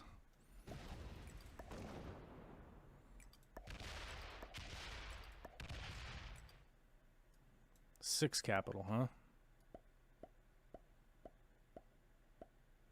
Wait.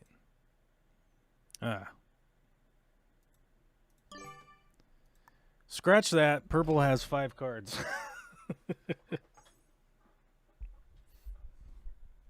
Yep. See, purple's going to hit this capital now. I mean, they probably should. I could have lost a lot of troops hitting this capital, and that would have been that great. Purple is going to kill pink probably. No, they're coming to hit me again. Okie dokie. Oops.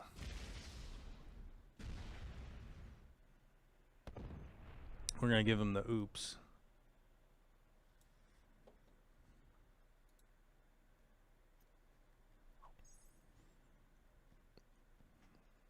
They tried to hit my capital. What a dipshit. They hit my capital with their 51? What a dum-dum. Oh, okay. Here comes orange. Orange is going to...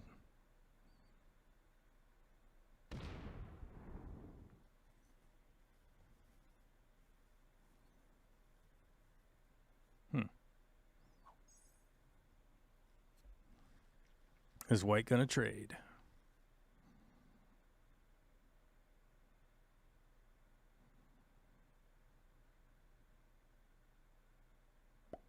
Nope. No trade from white.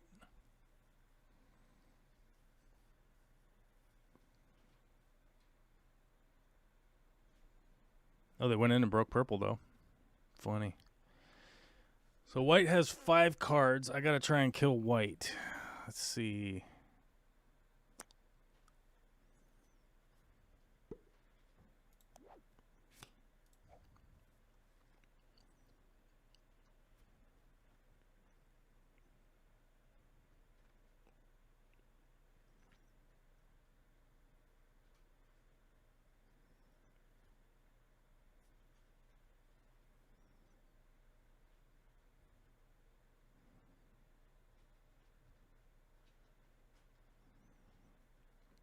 What I don't know is if orange hit this right here or not.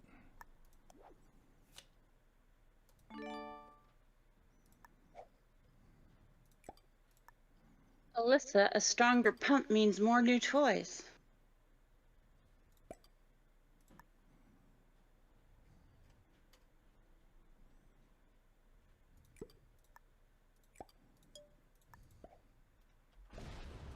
Ah, he didn't.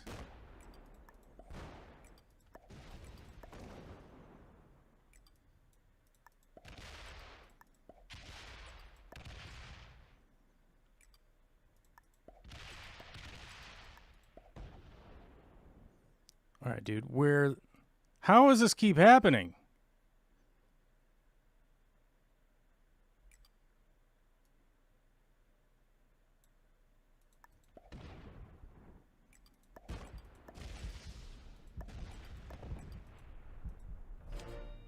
How does this keep happening? Where is white?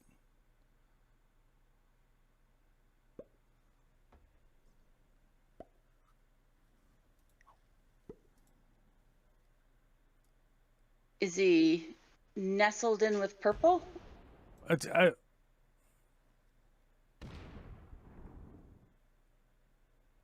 What in the fuck is going on? How is white hidden somewhere?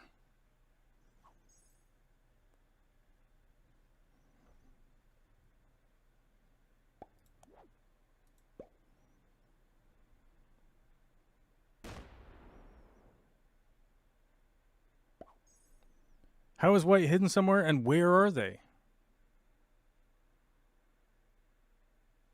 That's weird.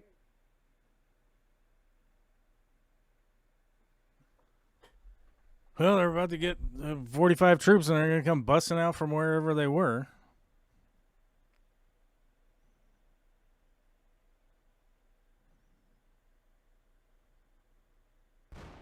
He Oh my has her. God, they're in Sevastopol.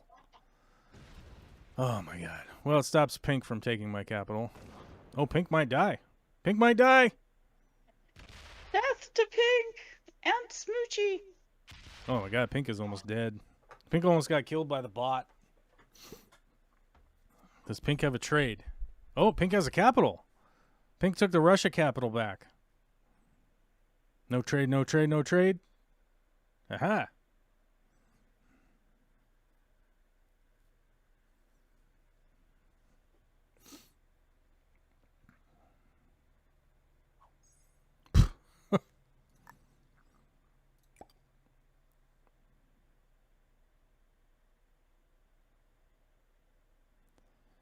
Let's see. 8,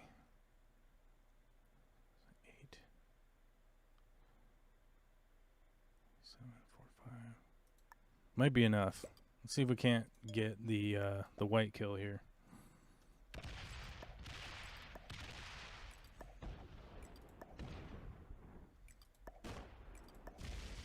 Oh, what the goddamn game.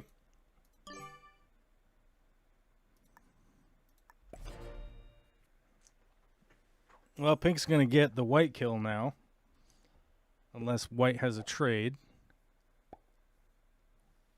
Oh my God, purple's going to take this capital. 32 on 17. Well, it's not double, so it might not. Generally speaking, a bot won't hit your capital unless it has double the troops. Oh my God, it's doing it. Oh. It lost a lot. It lost 25.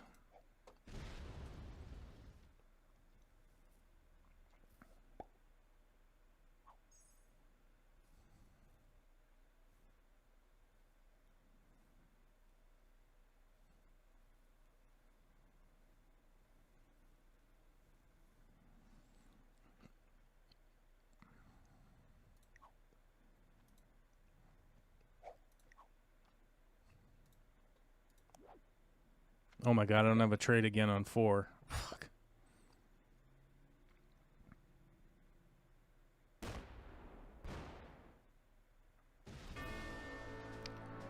Okay. Orange suddenly comes to life. Are they going to kill Pink?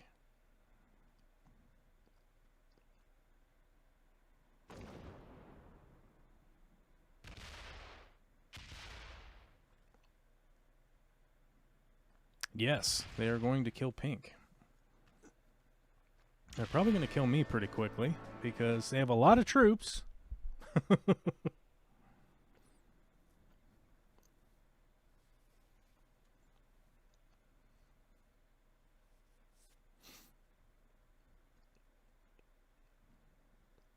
And they are getting a bunch of trades. And I ain't got shit. I got nothing. I got nothing to fight back with.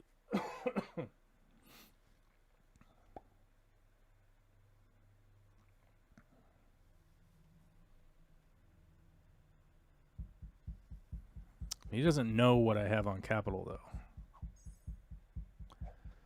though. So we've got that going for us. He doesn't have the bonus up here. He has this bonus.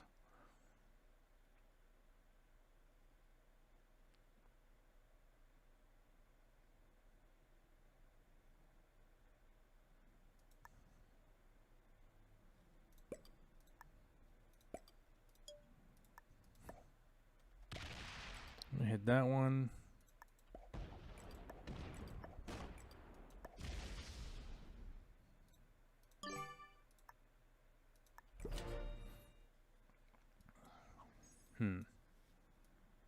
This is going to get dicey. I'm probably not going to be able to beat orange.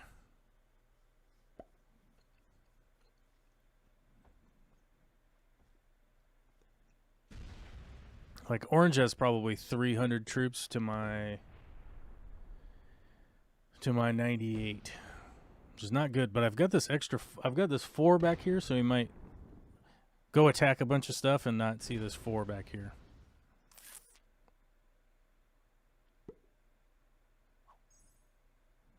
Yeah, he's only getting 15. Doesn't have a trade. Does he have a trade right now? How much is trade? 70? Ooh, I might be able to survive if this guy's like a total noob. Orange has 3 cards. Or purple has 3 cards too. 1, 2, 3. Okay, so you hit that purple out. I don't know if there's a purple right back here in Prussia or not.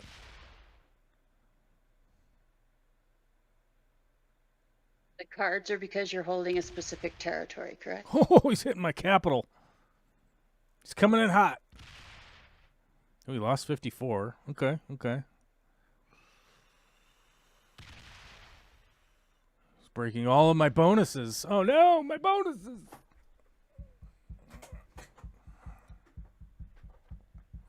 But I don't think he has anything on Russia. Boing. Let's see. 8, 9, 10, 11, 20.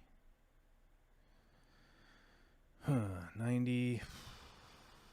Would trade me in. Let's see if we can't kill purple.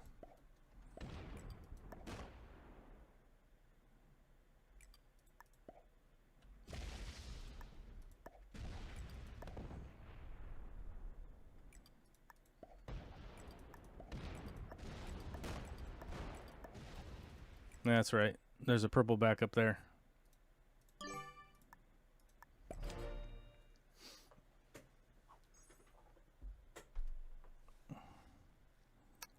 Let's hope purple has a trade. Nope.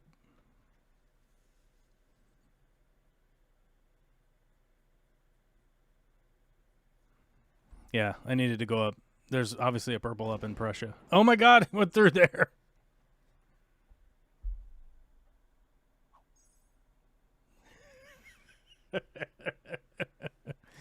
I do deserve to lose to the noobs. This is my bad.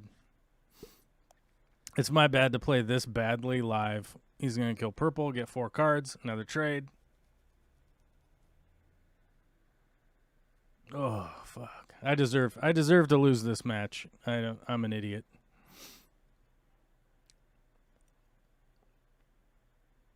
Oh, he's got a trade to start. Okay. Well, he's definitely going to kill purple. That's for sure.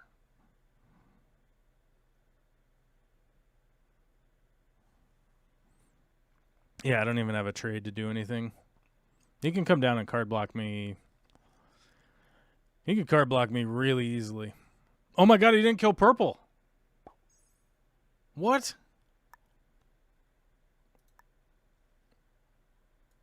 Okay.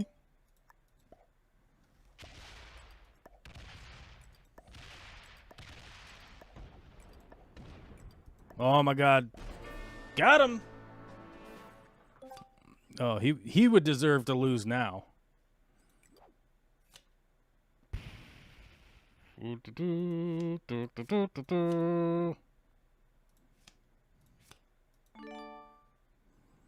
Let's see. So we got an 80, which means we can't really hit anything.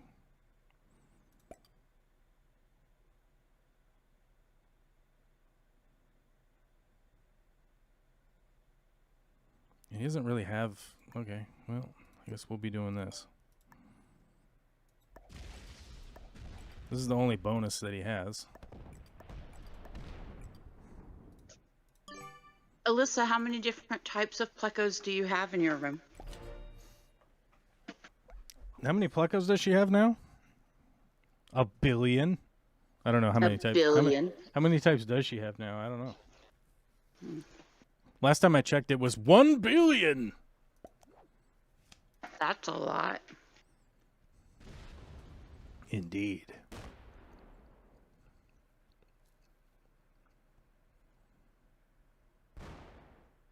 Oh, he only lost 6 hitting mine? Man.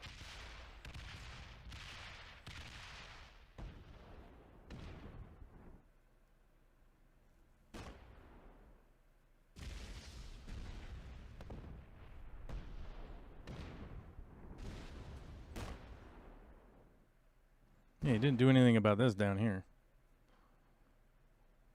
Okay.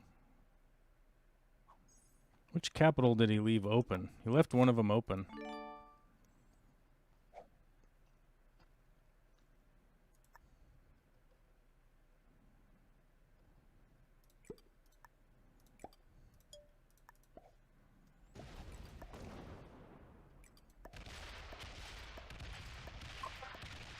You don't know?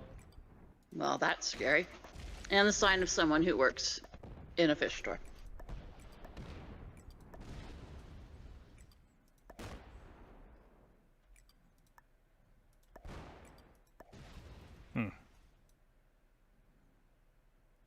Don't open that. We'll leave that there.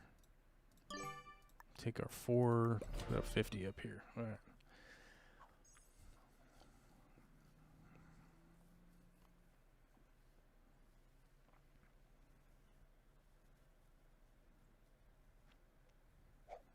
Oh, he got a 90 trade. See what he does. See what he does with it. Oh, just going to go over here.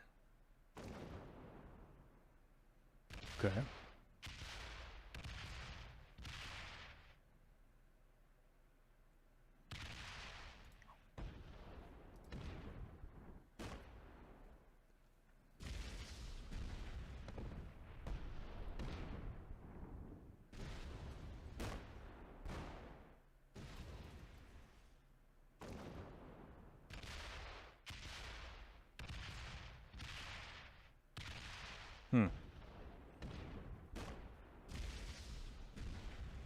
Open up my cap.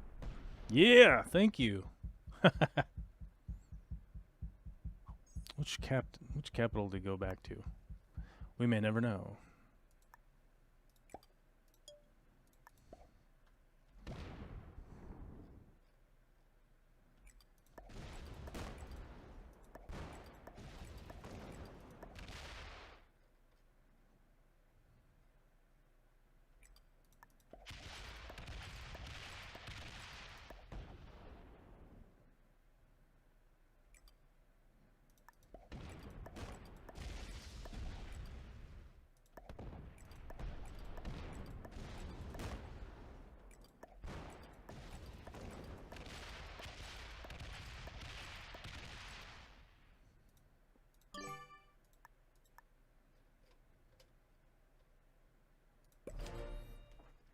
All right.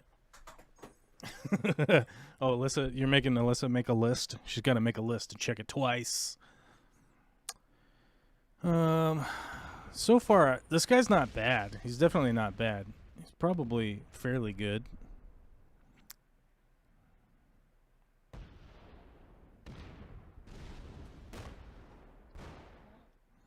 Okay. It looks like you guys We are got just going to 80 play there. trade for a while. Well, yeah. What's the longest game you've ever played? 6 hours, I think. Okay. The reality is that, like, so somebody that's like this good, I don't know if he's like a really good player, but he's good enough to recognize, like, if you were to get into a spot where you're going to lose, like, one of us will just concede, right? Right. He's got both of these middle caps and this capital over here, which means it's a little bit difficult to. I'm in a bad spot, basically. I'll put it that way. I'm not in a good position because every time I have to go through the middle here, I'm going to open up these capitals, and he knows it.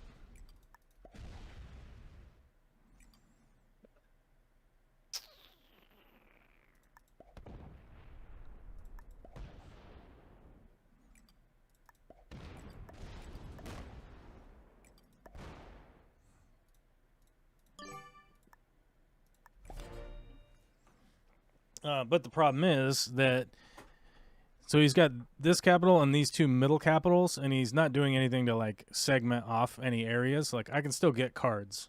I can take territories, I can break all of his stuff, and I can keep doing that for a while until he gets into a position. So right now you can see, like, he's putting 71, he's matching all of his capitals, which is not really going to work very well because you can't take this 71 and hit my 50 capital. You can't take this 71 and hit my 50 capital.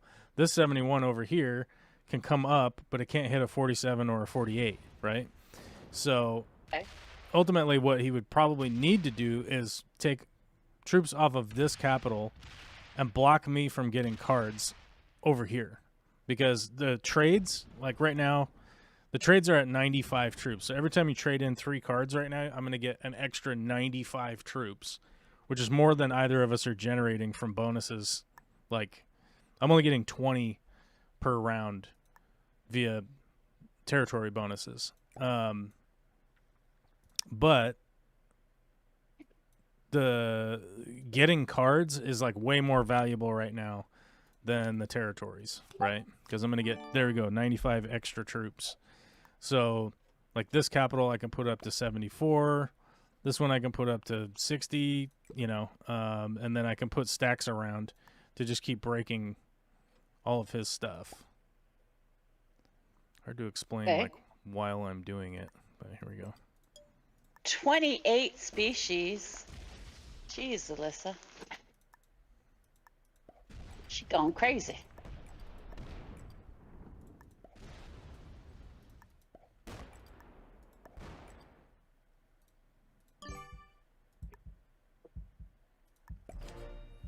Wow, that is a lot.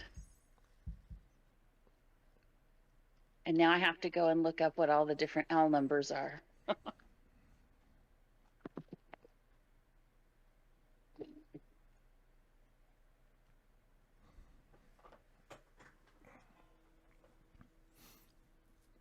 So right now I'm starting to build stacks. So I've got a 20 here, 28 here. I've got a 12 down here, 8 down here.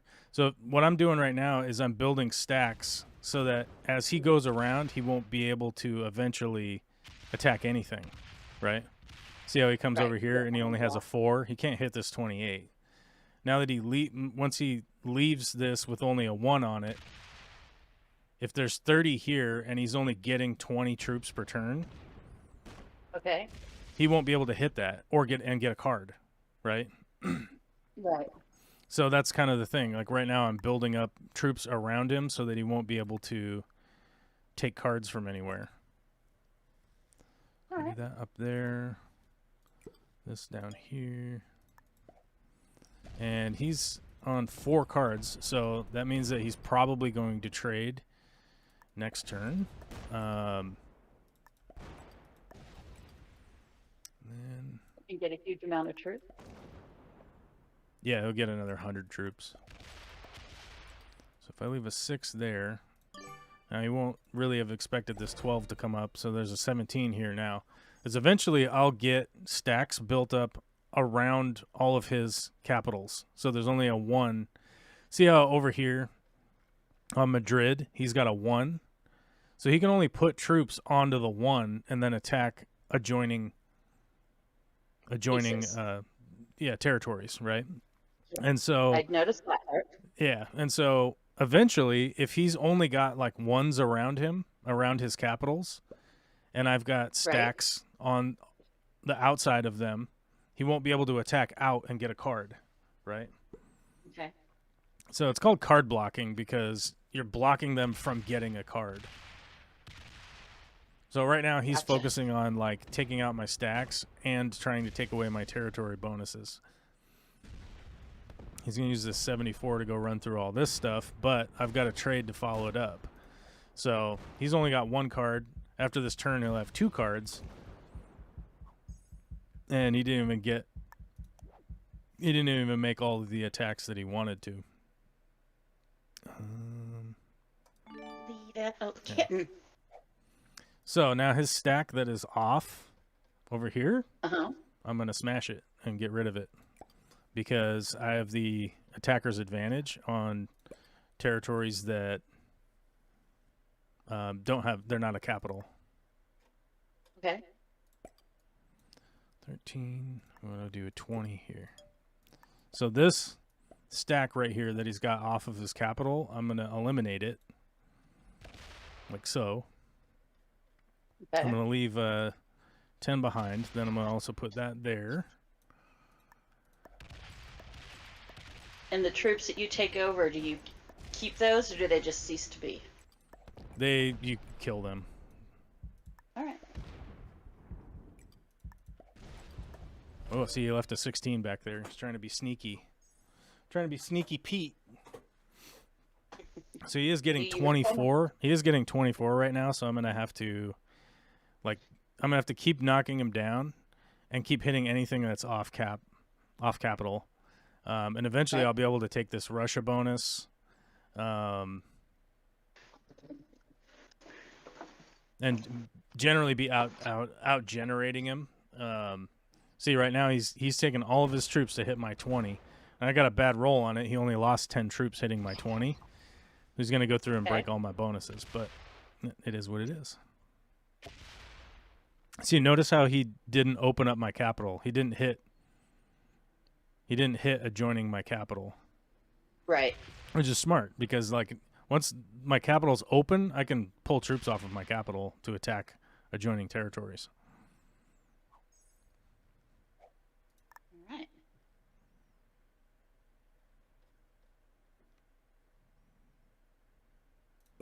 $19.22 is enough. Ooh, barely.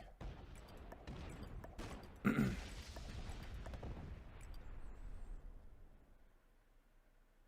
Alyssa, since you're Pokemoning your Placos, how many species are you missing from your 28? Ooh, he has a 5 down there.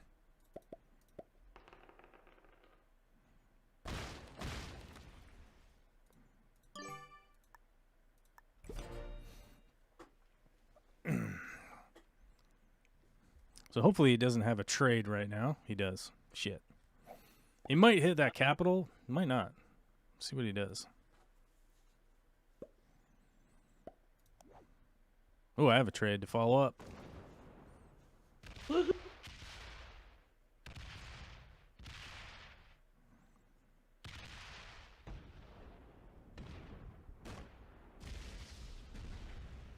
The only problem is, like, to get back down here again, I'm going to have to open up one of his capitals, unless I can get through right here, which I probably can.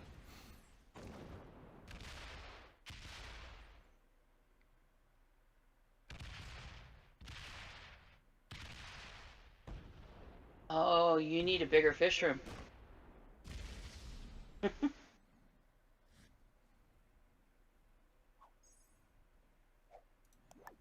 That many, Alyssa. You might need to go above ground. Get out of the basement.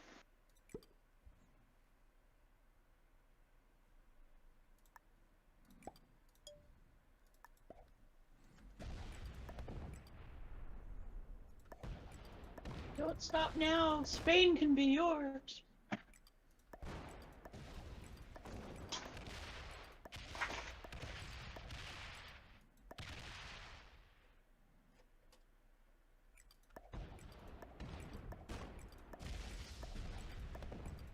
Yeah, see, unfortunately, like, I've probably lost this match because that last round of him being able to get his troops through was significant.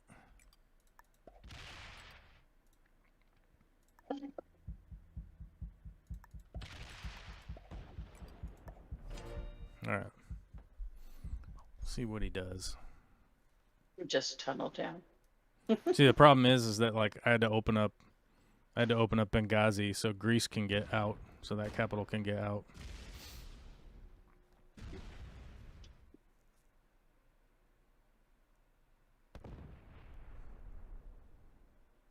Benghazi.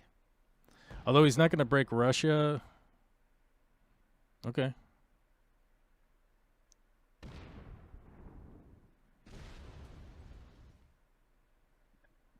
I don't think he likes you.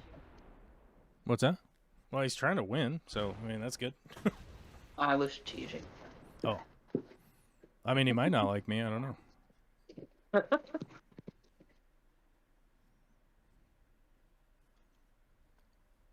Oh, I've received a package 11 miles away.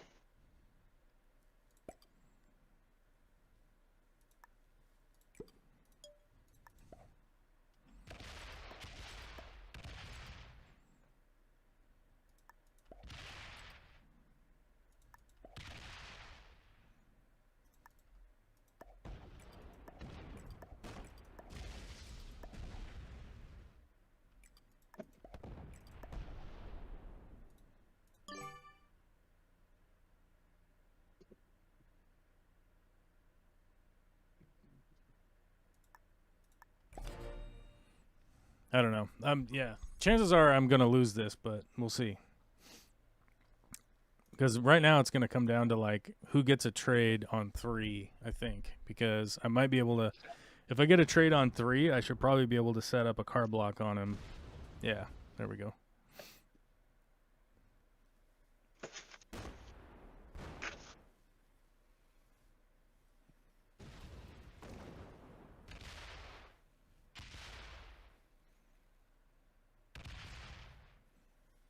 Kittens.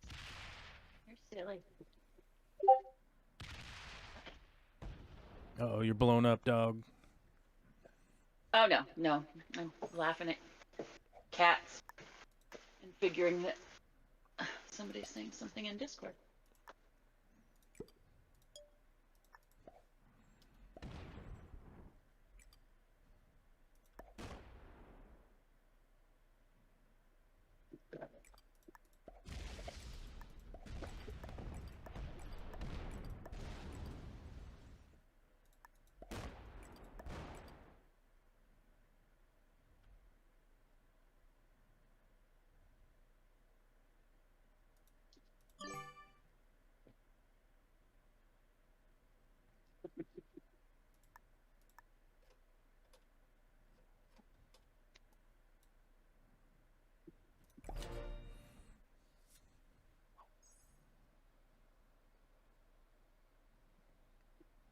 I'll just tunnel down Minecraft style.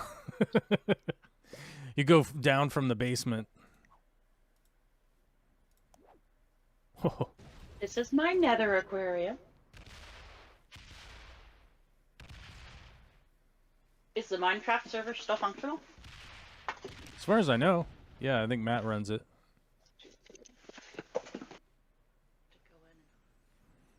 A long time ago, I got locked out of my Minecraft account with no like recovery available, and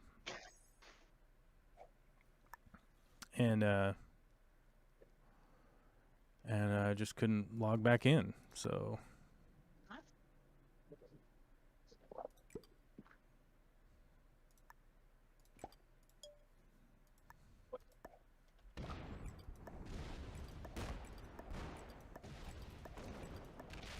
Surprised Olivia hasn't got you to build or something, Minecraft something.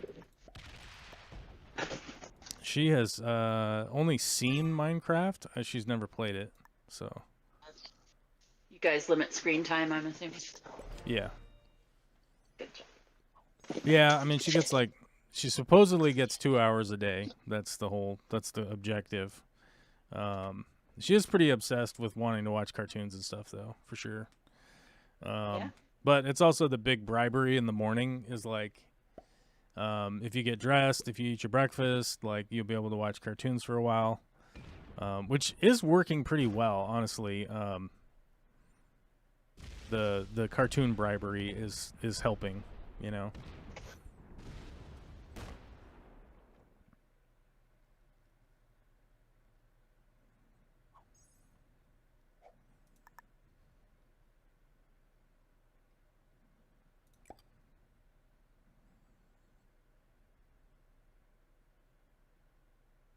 What is recap Harris addressing?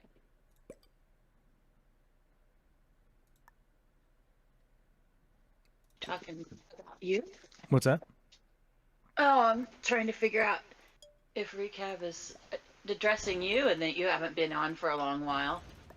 I haven't been. Like I said, I got locked out of my account.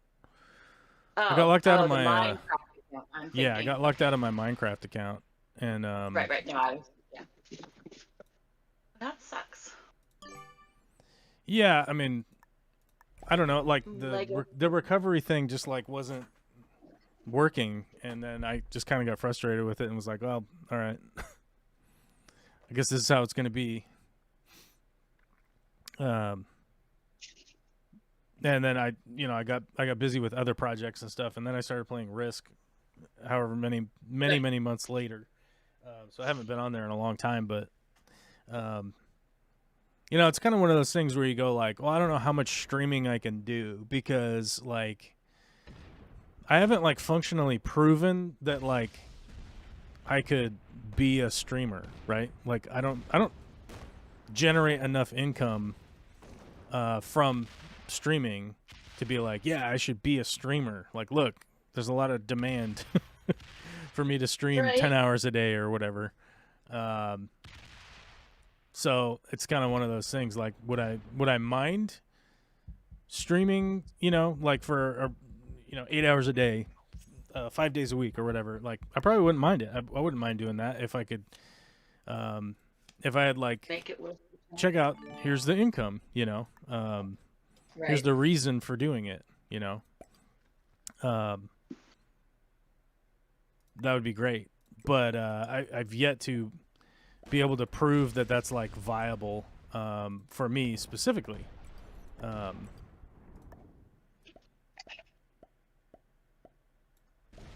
Which I find to be interesting because you've obviously had a larger audience in times past. How to bring them back? Huh? I said you've obviously had larger audiences in times past. How do you get them back? By making videos, really. I mean, realistically, that's Yeah. the thing. It's by making videos, and so it's like, I guess to prove, like, provably, like I can make videos and people will watch them, right? I've yet to been able to prove that. Oh, I was so fucking lucky. He had another trade. And he's gonna fuck me up now. Let's see if he wins this down here. This 30 on 25. Fuck, come on. What's the percentage on that one? 31 on 25. Fuck. He's not gonna win that 39. He's getting smarter. 36 on 49. That's not gonna be good.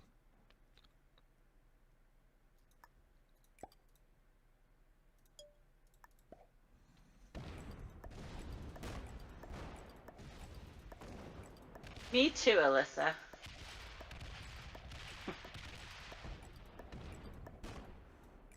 We're a lot of quiet nerds that sit together on the internet.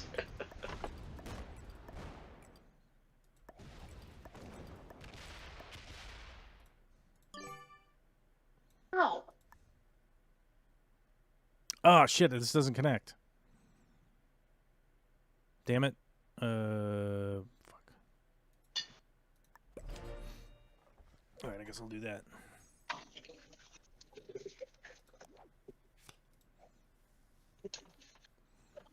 This guy was super lucky to get a trade on.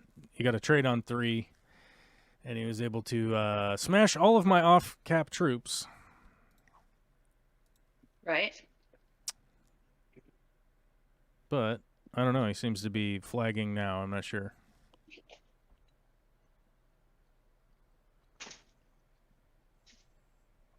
It's funny because I kind of think of the Monday live stream as kind of like a weekly hangout with friends.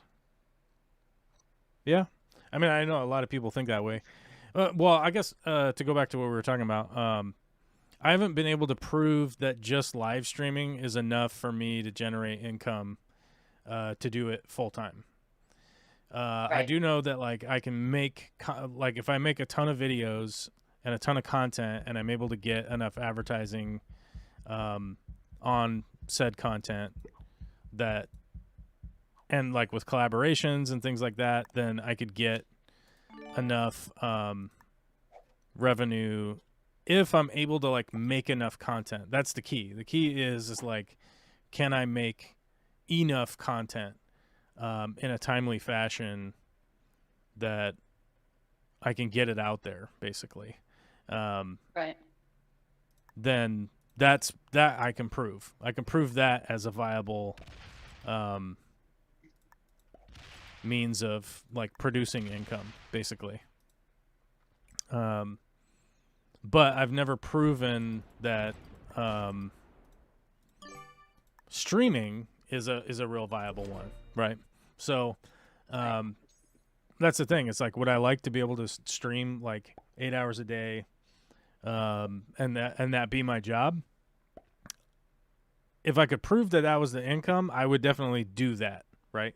Like if I could prove that I was like, oh, I could stream and I make $50 an hour or whatever the number is, and you go like, here's the expected income level, then I could do whatever I needed to do to make that work, right? Right. Whereas going like, oh, when I stream, I make $7.26 an hour or whatever, right? You go like, Right. that's not you can't. There's no one that you could ever talk to and be like, that's the amount of money that you need to make, right? And so Come the thing on. is that like if I had a viable income with just streaming, right? Hmm. Um, then I could even take out fucking loans. You know what I mean? Like if it was like, oh yeah, I make $3,000 a week streaming or whatever. You could even take out loans based on that because you're like, look, here's the average. Here's how much my income is. It's Right. not that weird to go to a Right. bank and be like, oh, I own my own business and here's how much I make and here's how much I make, right? Like, and here's Right. 2 years of record, right? So you could take out loans and stuff with that. Um, and I would be able to do like whatever it takes to like make that work. The big issue is like I've never been able to show financially that like that It's is making that that that work. is a truthful statement of Right. yes, I can make enough money by streaming that I'd be able to do that all the time, right? Right. Oh, guys, I'm not going to be able to get the world dom. I'm going to get close to it. I almost got everything. This guy quit. He just gave up. Like I was too frustrating Really? to him. Like playing Risk against me proved to be too frustrating for them, so they quit. Um, but that just means we get another win. We get another W. We played purple was a beginner, red was a beginner, white was an intermediate, and pink was a beginner. So 3 beginners, an intermediate, and orange was a master ranked player, and they just gave up. Probably because they realized like if I give up, I'll get second, and I won't lose any ranking points. So they probably just quit because they were like, "Oh, this is too frustrating playing against this guy," and so they just went home for the day or went to play a different game. And yeah, so we are at 203 wins. We started out at 202 wins. We're at 203 now. What's our ranking? Our world ranking is 126 for barely winning a game I shouldn't have won in the first place because I screwed up multiple kills in that game. I screwed up multiple kills for sure. Missed them because I don't know. I'm an idiot. Probably because I'm an idiot. That's probably the problem. Probably because I'm an idiot, We missed the kills. We should have lost. Orange should have smashed us. Or orange should have. But orange and purple should have smashed us straight off of the internet. They should have just gotten rid of us, and we would have just gone away, and they would have never seen us again. They should have smashed us, but we missed those wins. We fed those wins to other players, but regardless of that, we were able to get the win because I don't know. We just outstayed them. We just hit them with the longevity button, and they were like, "I've got no stamina," and they just quit. So, it is what it is. 1,200 known Interesting. species of pleco in the Amazon. Oh my God. Alyssa says you could just read memes on the internet. Why can't I read the bottom part of that comment over there? There's a heart. There's a heart thing here now that's in the She way of says reading the bottom of that. You could just read memes on funny the internet, I voices and memes. suppose. Funny voices and memes. That's true. Oh, I moved this. That's why it's covering that up. Okay. Yeah, I mean, I could just read memes. You guys just feed me memes. I'll read them. I play a little bit of games here and there. I have Baldur's Gate 3, but I also play Minecraft, just a solo game now. I guess there are camels now. Are there camels in Minecraft? Yeah. Yes. There are camels now. I didn't even know. Yes. That'll give you an idea of how long it's been since I played. I haven't played since they introduced the warden and stuff. I played right before they introduced the Warden and the Underdeep, whatever, all of that stuff that they added. I haven't played since then. I got locked out of my account and I can't get back into it. And I suppose I could go through the arduous task of like getting my Minecraft account started up again and going, but seems Why? like a lot. Armadillos. You have to build roads so that dead armadillos can be found in the game. That would be fun.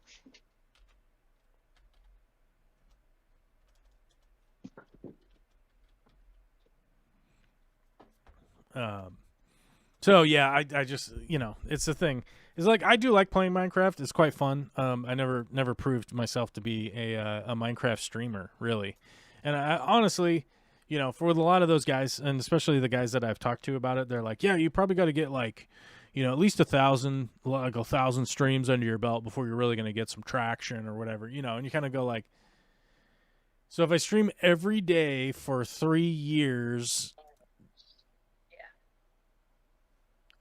Then you probably get some traction as a Minecraft streamer or whatever. But I'm like, okay, so that's kind of goofy. But I do like playing Minecraft. I do like playing video games. I like streaming. And I would, like I said, I would probably do it as a thing if I could verify that like it was a way to make money. Like we got 2 generous super chats today equaling $26.32 minus whatever the fees are going to be. So 16. I don't know what it'll be minus the fees. I don't have the brain width to the brain power to figure out what that is after the fact. But also then I got to pay taxes on that, and so you go like, well, we've been streaming for 2 hours and 16 minutes, and we made like $7 an hour. But that's on the generosity of 2 people super chatting, right? So. It's just not a viable thing to like be streaming all the time, or I would, I get it. Almost easier just to buy a new account when it's on sale. Actually, that's probably true. I started down the path of modded Minecraft. I really like having more types of mobs. That's how I play it. I don't play on servers anymore. That was the thing, is that like I really wanted to play those crazy modded run-throughs, those playthroughs with all those weird mod packs that people have. That was the thing that I was at the time. I was sort of gearing up to do that. That was kind of like my plan, was just to get some of those wacky modded out versions of Minecraft and then see if I can play through them, like the weird survival ones and stuff like that. But I never did, just because of the time constraint kind of was the issue. Yeah, that kind of happened for everybody. COVID made everything weird. Yeah, COVID made everything weird. Like, honestly, like when COVID happened, I really had to take a step back from YouTube, and it just really destroyed everything that I had kind of going as far as a path forward on YouTube. The thing was, like, I had a job at Aquarium Co-op, as you guys know. I don't have that job anymore. I don't work there anymore. And I was like, well, COVID's here. I'm not really going to be able to do remodels on people's houses. I'm not really going to be able to do this other stuff. So I'll put my time and my energy into this job. As you guys know, I started working there more and more. Was a steady employee there. The drive was really killing me. Driving back and forth from Tacoma up to Edmonds or Everett or whatever was really, really like crushing my ability to get enough sleep, take care of myself, all that stuff. So we spent a ton of time and energy moving up north where we live now. This is that northern house now. As you guys remember, we lost $25,000 in escrow money. We had a whole bunch of issues with trying to buy a house. We bought this house. Turns out there was a rat infestation previous to us buying this house, so we had to redo all the insulation. We had to redo the roof. The water heater exploded on Labor Day. I've had to replace outlets, electrical panels, wiring in the ceiling, wiring underneath the house, plumbing. It's been kind of crazy with this house, and it's been a lot. It's been a lot of stuff, and because of all that, a lot of stuff. I've really not had the time to sit down and do a lot of editing. I've been recording. I've been putting stuff into editing, my editing software to try and put it in there, and then I have to go through and edit it and work it into a video and make sure the script is right, blah blah, all that kind of shit. A bunch of stuff, and that is the stuff that ends up on the back burner. My reasoning for building the studio is that I should be able to, probably in this week, believe it or not, go out there and just be editing, be far away from the house. I have I have an alarm that the girls in the house can just hit the button and it rings the alarm in there if they need me, and I can come do that. Right now I'm in Olivia's playroom. So people go, well, why don't you just edit in Olivia's playroom? And I'm like, this is a great spot. I love it right here. It's great to be near Olivia, but this is her playroom.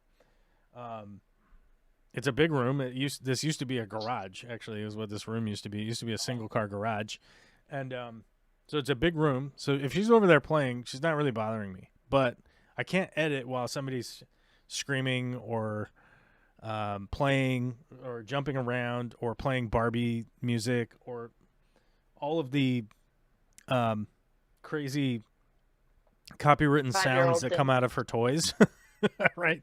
So it just really has not worked to be able to edit in this space because there's a big door right over there, and this is Olivia's playroom. And anytime I really start focusing on working on editing, I get dragged away to go do something. Olivia comes up. She wants to play. She wants to learn how to edit, which she's 5. She has no idea what's going on. She basically just starts effing with stuff.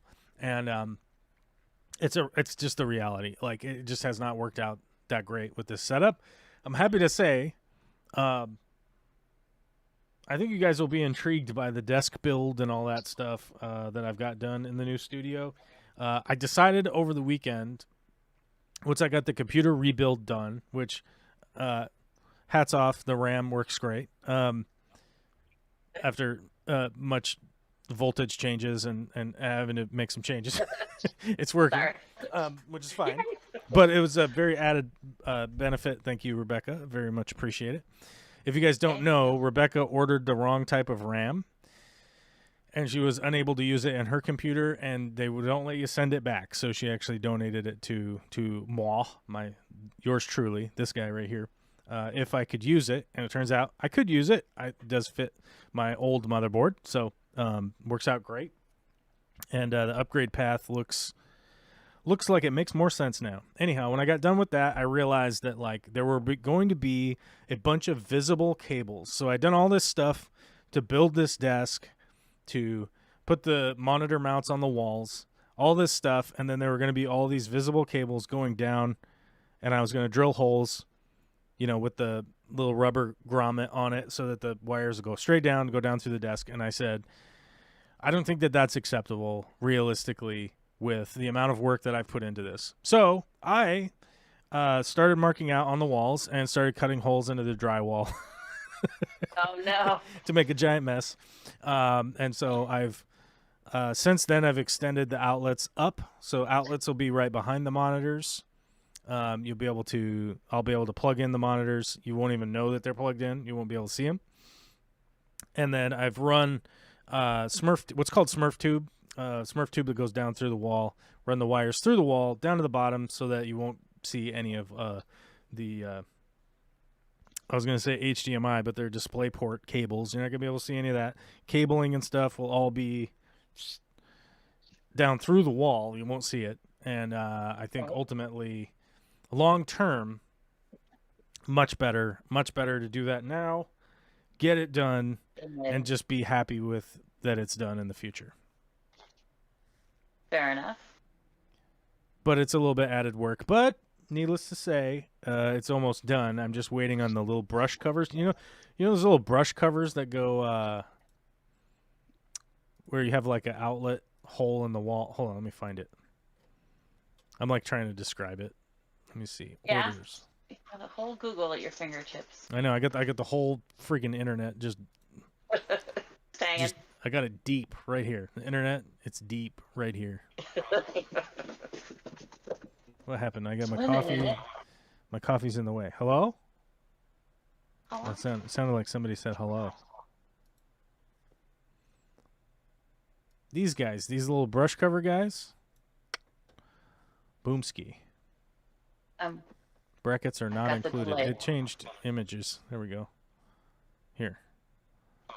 They're like these little brush covers that go over an outlet hole, and then you run your wires in through the little brush cover. Okay. Like that. So All your right. wires just go in through the drywall into the little brush cover thing, up through the Smurf tube up there. And so I was going to get these at a local store. Locally, these damn things cost $9 a piece. But, of course, I went on to the interweb, and there's a 2-count for $6.99. And I was like, I'm not going to buy from the local store at these prices. That's always the unfortunate thing. So what happens if you need to replace a wire? How tedious is it going to be to get it back up there? Well, I guess you can just pull from the top. Nothing. Yeah, top down, bottom up, whatever you want to do. You just pull back through the hole again. So it's not super convenient. Right. So yeah, that's the thing.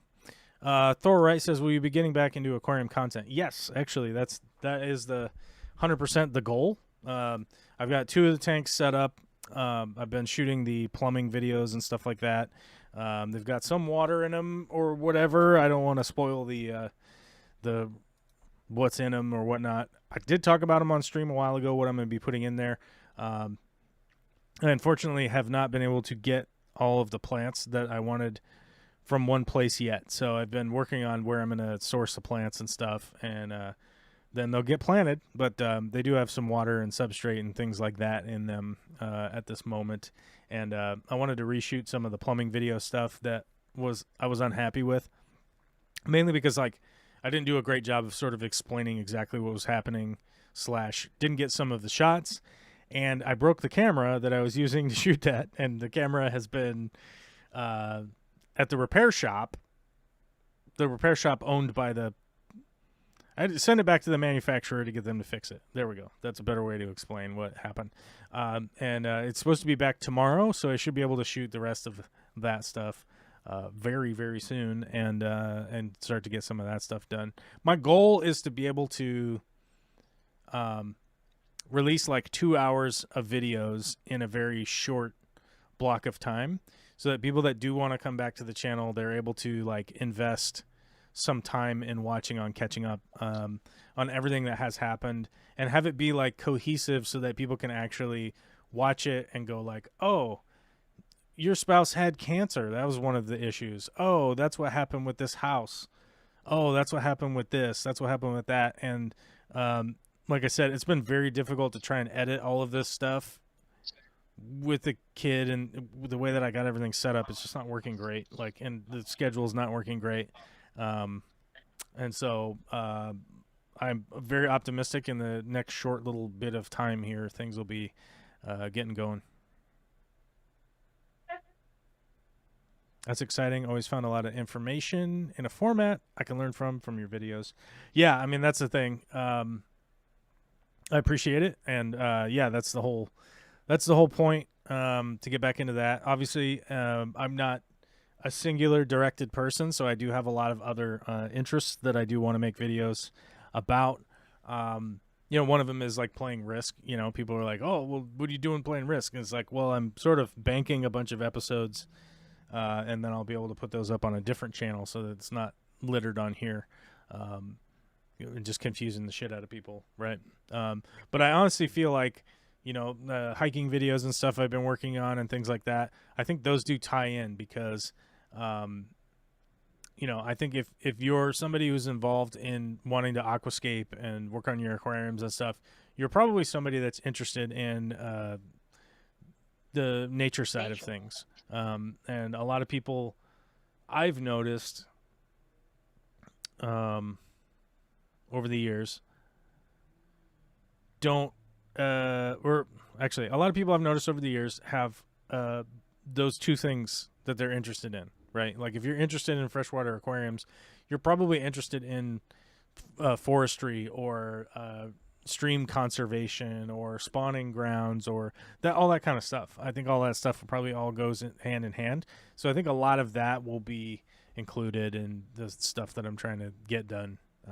But yeah, I do consistently do these Monday live streams because it's a hangout with friends, it's a hangout with the community, and it's a chance to like check in on what the hell is going on every week. And this is something I can be consistent in spending 2, 3, 4, 5 hours on a Monday to be here and check in with you guys and talk about stuff or people have questions or whatever.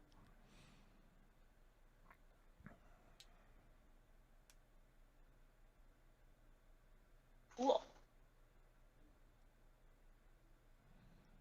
Oh yeah, Alyssa says I'm a tunnel player. British lad, what's up? Yeah, Alyssa, I can verify that Alyssa is a tunnel type player. She 100% will be down in the tunnels, popping out occasionally for some material I need and just tunnel like crazy. Eventually pop out when I've got enough materials to protect myself, then go explore for things.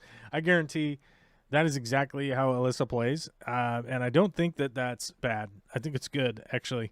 Because sort of the haphazard running around the map mania like I do is probably not the best way to play Minecraft, honestly. Tunneling, building up, and getting materials and stuff probably is the best way to do it. Rumbus is here with 3506 Swedish Kroner chat, super chat. Long time, know me here. I've existed all the time. Well, thank you, Rumbust. It is good to see you, and thanks for the reminder on my sobriety date. It has been 3,506 days. So that's one Swedish penny for each a day that I've been sober, and my gratitude is intense for being 3,506 days sober at this point.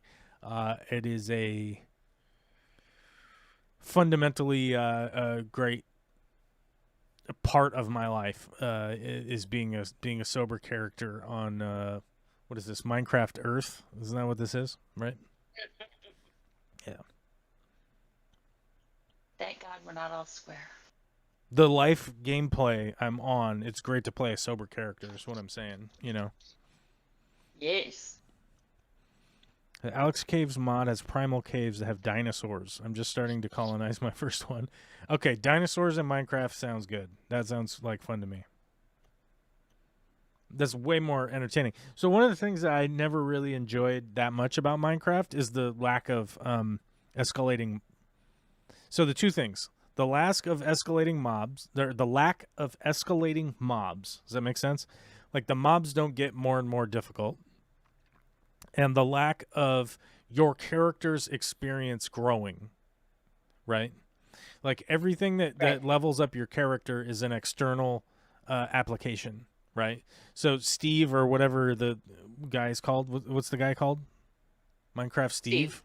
Is it Minecraft Steve? Is that right? Yeah. Okay.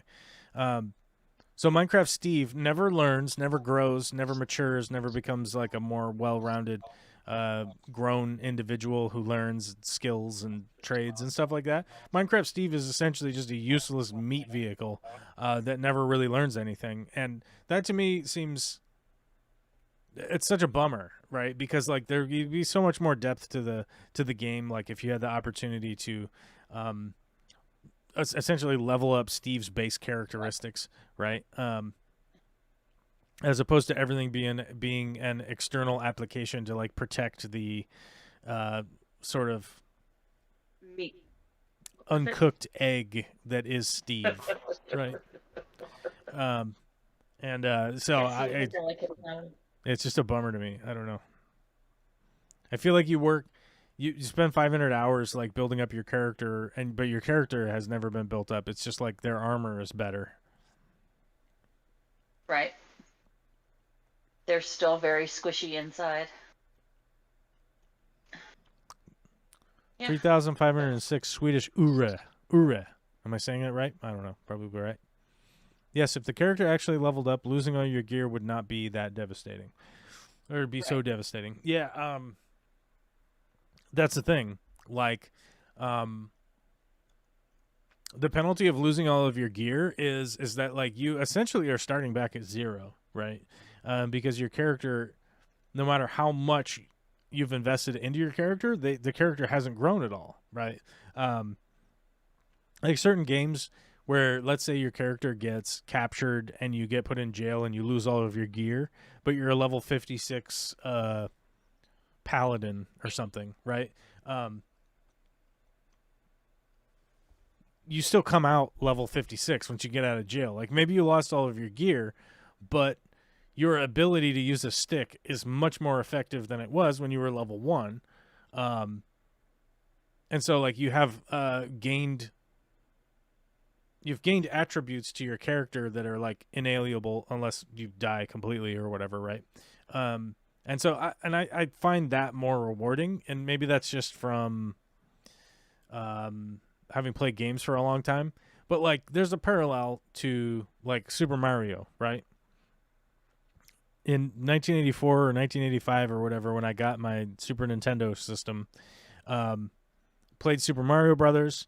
Super Mario never gained any kind of experience or got better. He just either ate a mushroom and got big or small, and occasionally Right. got fireballs, but it only lasted temporarily. You get a star, it lasted 30 seconds. Um, but Mario, no matter how many like trials and tribulations you took him on, he never got any better at anything. He just was a loser ass plumber forever, and he never even got to prove his prowess with plumbing because his whole adventure was jumping on turtles. And I mean, he did crawl through pipes, but I don't know if that's really a plumbing specific Thing. thing, right? Because plumbers don't normally crawl through pipes; they replace pipes. They don't. They crawl through trenches sometimes. Um, Okay. but yeah, that always bothered me as a kid. And admittedly, like when Final Fantasy and stuff like that came out when I was a kid, it was like, oh, this is entrancing because like your character is starting to learn and grow and become more powerful, regardless of armor and weapon class and stuff like that, which I think is more enjoyable, personally. Because Right. it reflects more like on the human experience that I have, right? Is that like if you work out, you grow stronger and you're able to use rock better, right? Like Right. throw rock harder. Well, how? Okay, work out and practice. Oh, and then eventually you can throw a 100-mile-an-hour fastball or maybe a 92 or whatever. Um, so I don't know. I think that has a lot to do with that, and I feel like Minecraft is like jumping back to the Super Early. Mario Brothers or Jumpman age of gaming, right? Well, and I think that's part of why people like it, is they want something that feels both mindless and productive. You know, Oh, I I mean, can just like, put it into creative mode and build an entire world. well, yeah, but that's always good though. I think so too. And I find the other side of it, I play Diablo as a stress burner. How many things can I kill? So Yeah, but your character also levels up in Diablo though. it does, very much so. Mm-hmm. So it's like, yeah, Yes.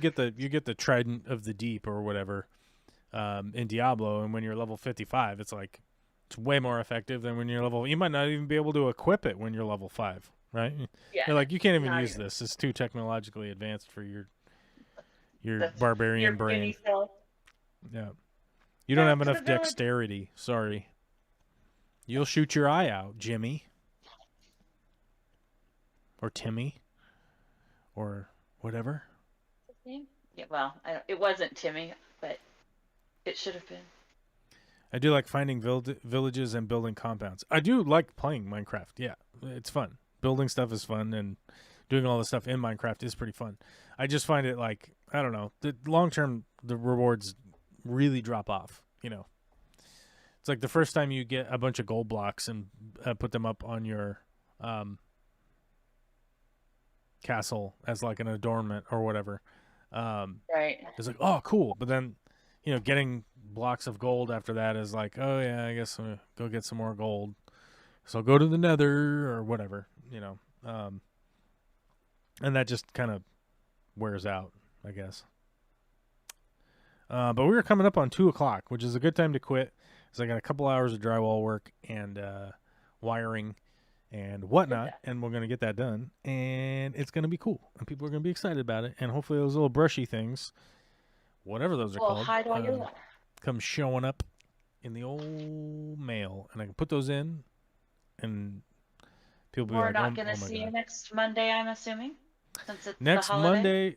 Monday is Christmas, and I'm guessing we're not gonna be around. My plan was to stream on Tuesday as a replacement for Monday. Boxing Day. But I don't know if I'll be back on Boxing Day or not to do a stream. So I do plan on streaming next week. I guess keep your notifications on and your like buttons and all the bullshit you're supposed to do. And I'll be back next week. And it just depends on if I'm physically present or not, right? Okie dokie then. The Does that make mentally sense? helps too. Yes. Yeah. Well, we've got 2 o'clock. Yeah. 2 Well, o'clock. have fun. All right, buddies. Later. Okay. Late.